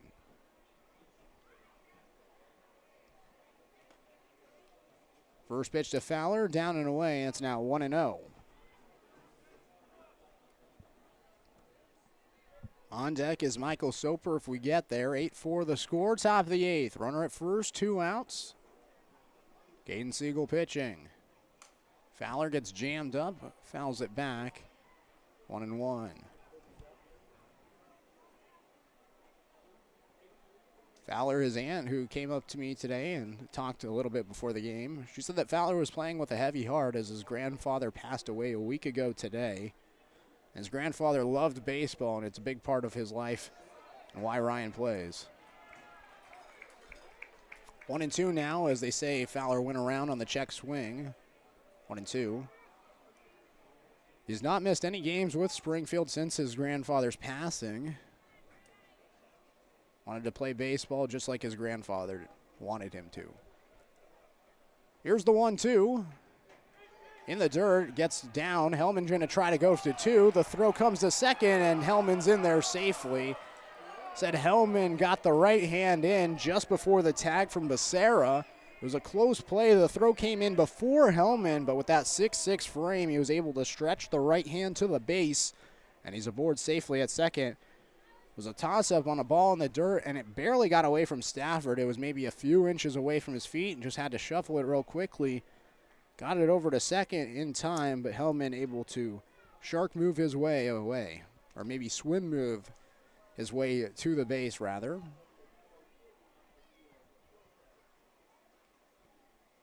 Two balls, 2 strikes, 2 outs, runner at second. Here's the pitch to Fowler. Called strike 3. Second called strike 3 of the inning for Caden Siegel. Hellman got aboard with the 2-out walk. He's left stranded at second. We now head to the bottom of the 8th inning. Corvallis, they'll be looking for extra insurance if they want it. 8-4 the score, and watching the Drifters on the road here in Corvallis.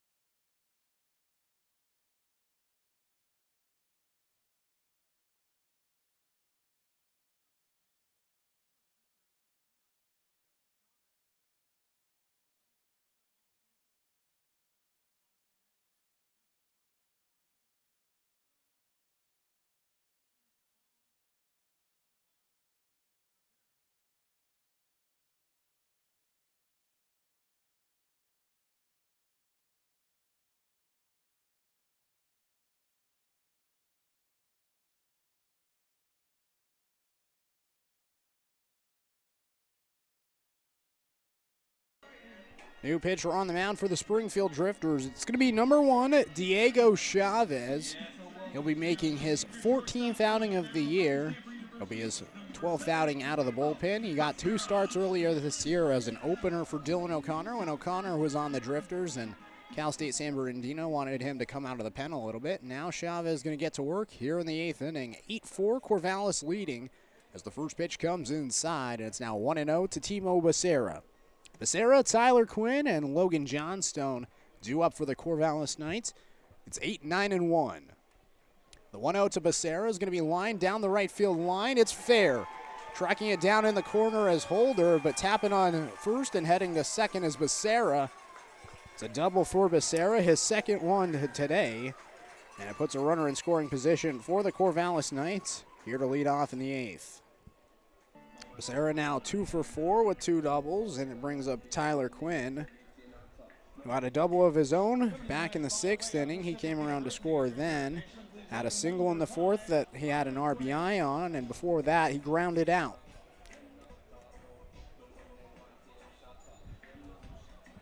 Eight 8-4, Corvallis with the lead. That was the 12th hit of the game for the Knights. Springfield just 4 runs and 4 hits for them. Chavez now going to have to work out of the stretch. First pitch comes in for a strike to Tyler Quinn, 0-1. So Chavez this year a 0-0 record, a 3.78 ERA, and 19 innings pitched. Has a walk to strikeout ratio of 13-17, so a little bit plus in the strikeouts. He'll spike a ball in the dirt. Fowler keeps it in front of him. And it's 1-1 to Tyler Quinn.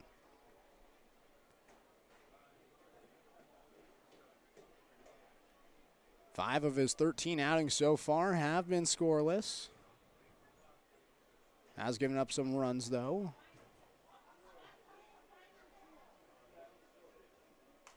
Fouled away by Quinn, and it's 1-2. We saw Chavez 2 days ago here in Corvallis. Through 1 2/3, allowed 1 run on 2 hits, struck out 1 to the 7 batters he faced. Chavez looks back towards second, now to the plate, and here's the 1-2. Quinn hits this ball deep towards left field. Kleckner going back at the wall. It's off the top of the wall. Becerra is going to be waved around third as Quinn's going into second for his second double today. 9-4, Corvallis leads now after Tyler Quinn's second RBI.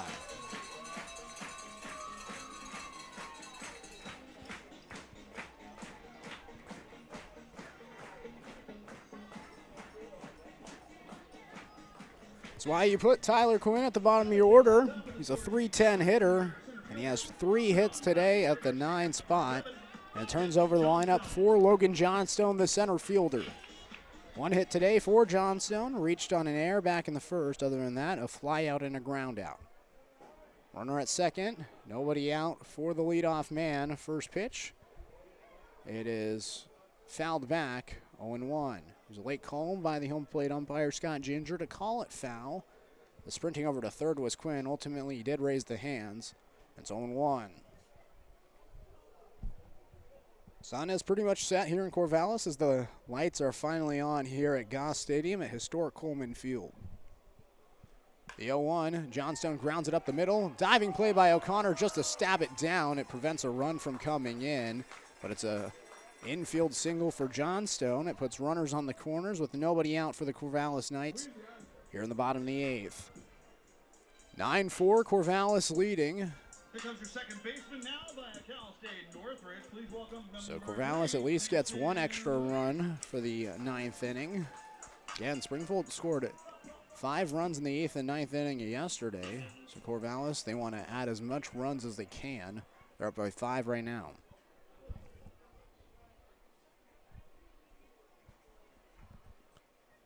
First pitch to Mason Lee. Comes in for a strike. 0-1. Lee singled back in the second. Walked in the first and 6th. Only time he got out was a pop-up in the 4th. Here's the 0-1. Grounded left side through the hole. 1 run's going to score on the RBI hit by Mason Lee. Moving over to second is Logan Johnstone. And it's 10-4 now for Corvallis.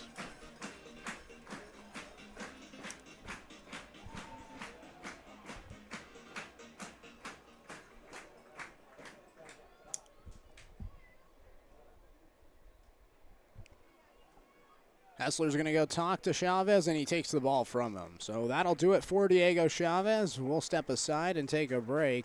It's going to be runners at first and second for the Corvallis Knights. Still nobody out. 10-4 the score here on the bottom of the 8th inning. Let you know who's coming out on the other half of this break.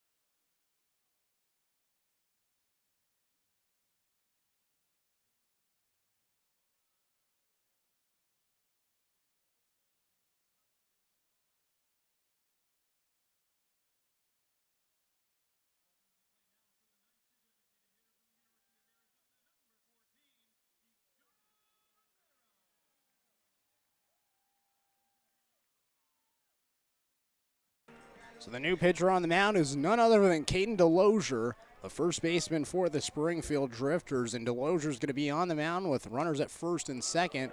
First pitch is a pitch that's popped up by Kiko Romero in the infield. Dominic Hellman at third base makes the catch, and Romero's out on a flyout. Romero hitless today.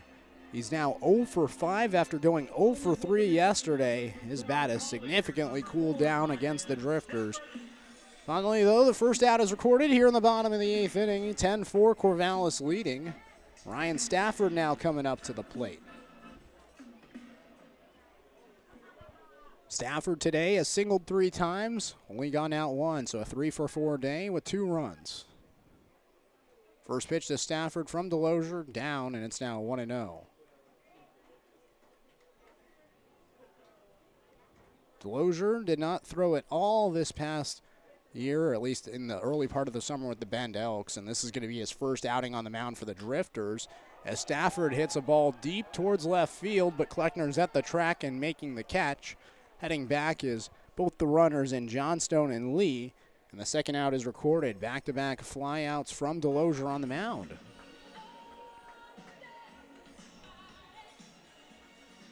.86-mile-per-hour ball thrown from Delosier there, so he's sitting about mid-80s.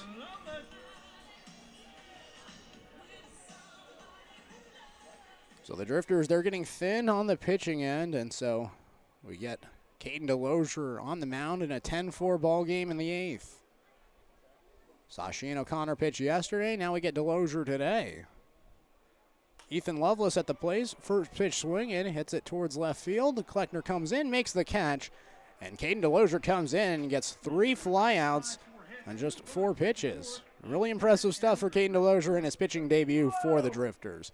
We now head to the 9th inning, 10-4 the score. Drifters hoping for a miracle here on the road. Let's see if they can pull it off here on the Drifters live stream.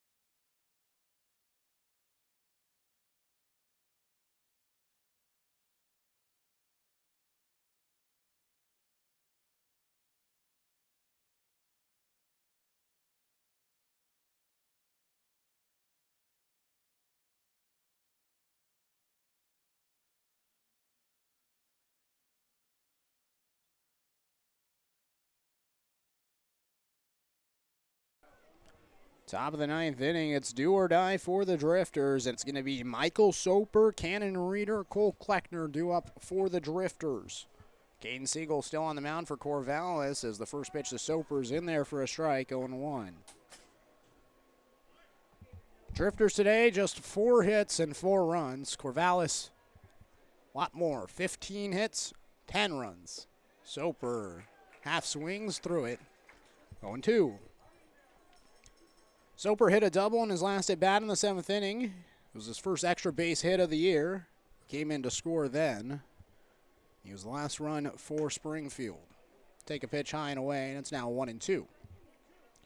Springfield, they're on the verge of losing their 11th game in their past 13. Corvallis, on the other hand, on the verge of winning their 11th straight. Soper golfs it a pitch away. Stafford picks it up, throws over to first, and they get Soper there. Siegel gets strikeout number 2 on the day. So another Drifter batter goes down on strikeouts.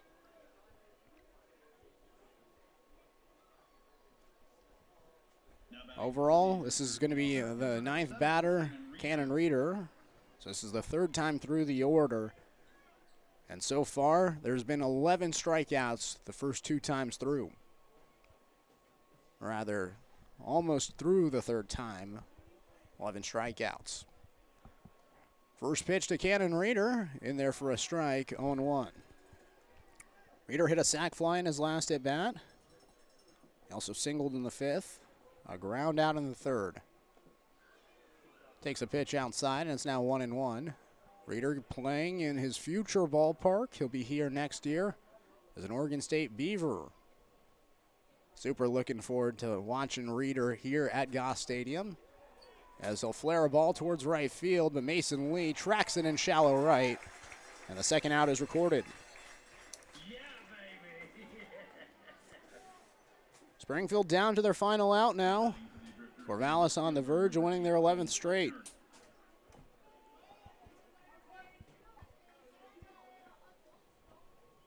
Here's Cole Kleckner, the leadoff man. 2 outs, nobody on. First pitch, Kleckner fouled it right at the plate, 0-1. Kleckner had an RBI single in the 5th, walked in the 7th. Other than that, a strikeout looking in the 1st and a line out in the 3rd. Here's the 1-0. Outside. It's be 1-1 now. Here's the 1-1. Kleckner hits this away, and it's now 1-2. The Drifters are down to their final strike here in the 9th inning. 10-4, Corvallis leading. They scored 2 runs in the bottom of the 8th, and they have a chance here to win it. The 1-2. Kleckner fouls it back, stays alive. Siegel wasted no time in between pitches. He was ready and went for it.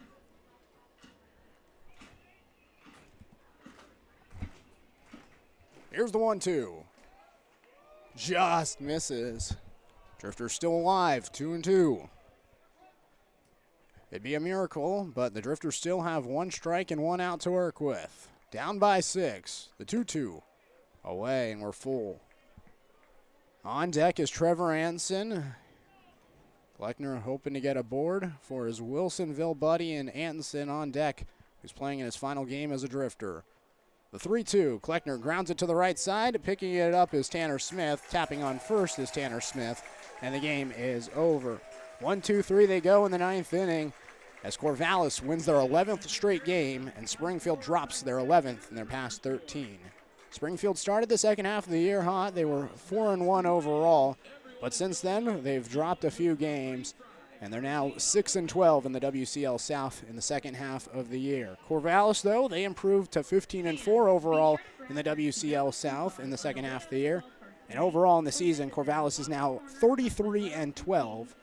2 of those 12 losses, though, the Springfield Drifters back in Springfield earlier this year. Springfield does get swept by the Corvallis Knights here today in Corvallis. But the bright news is the Springfield Drifters in their very first season as an organization, they did beat the Corvallis Knights in a series, which was really impressive because they won 2 of 3 games, especially the 2 games in Springfield against the Corvallis Knights earlier this year.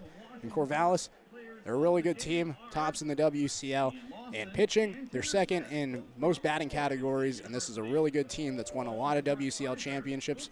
Springfield, they were able to pull together a lot of hits in the first 2 games of the series. Not as much today, but overall there's a lot of positives for the Drifters in our very first year as an organization. Springfield will be back at it again tomorrow night. It'll be 6:35 at home against the Ridgefield Raptors. Springfield lost 2 of 3 against Ridgefield in Ridgefield, as they're hoping to get the opposite result here in Springfield. But tonight, they lose the game 10-4 to the Corvallis Knights. Thank you to everybody that's been involved in this broadcast. Thank you to the Corvallis Knights, Oregon State University for providing me with this booth. Thank you to the Springfield Drifters for providing me this opportunity. And that'll do it for us here in Corvallis. 10-4 is the final. It's been a pleasure. Knight Uretsky, your play-by-play man. So long from Corvallis. See you tomorrow in Springfield.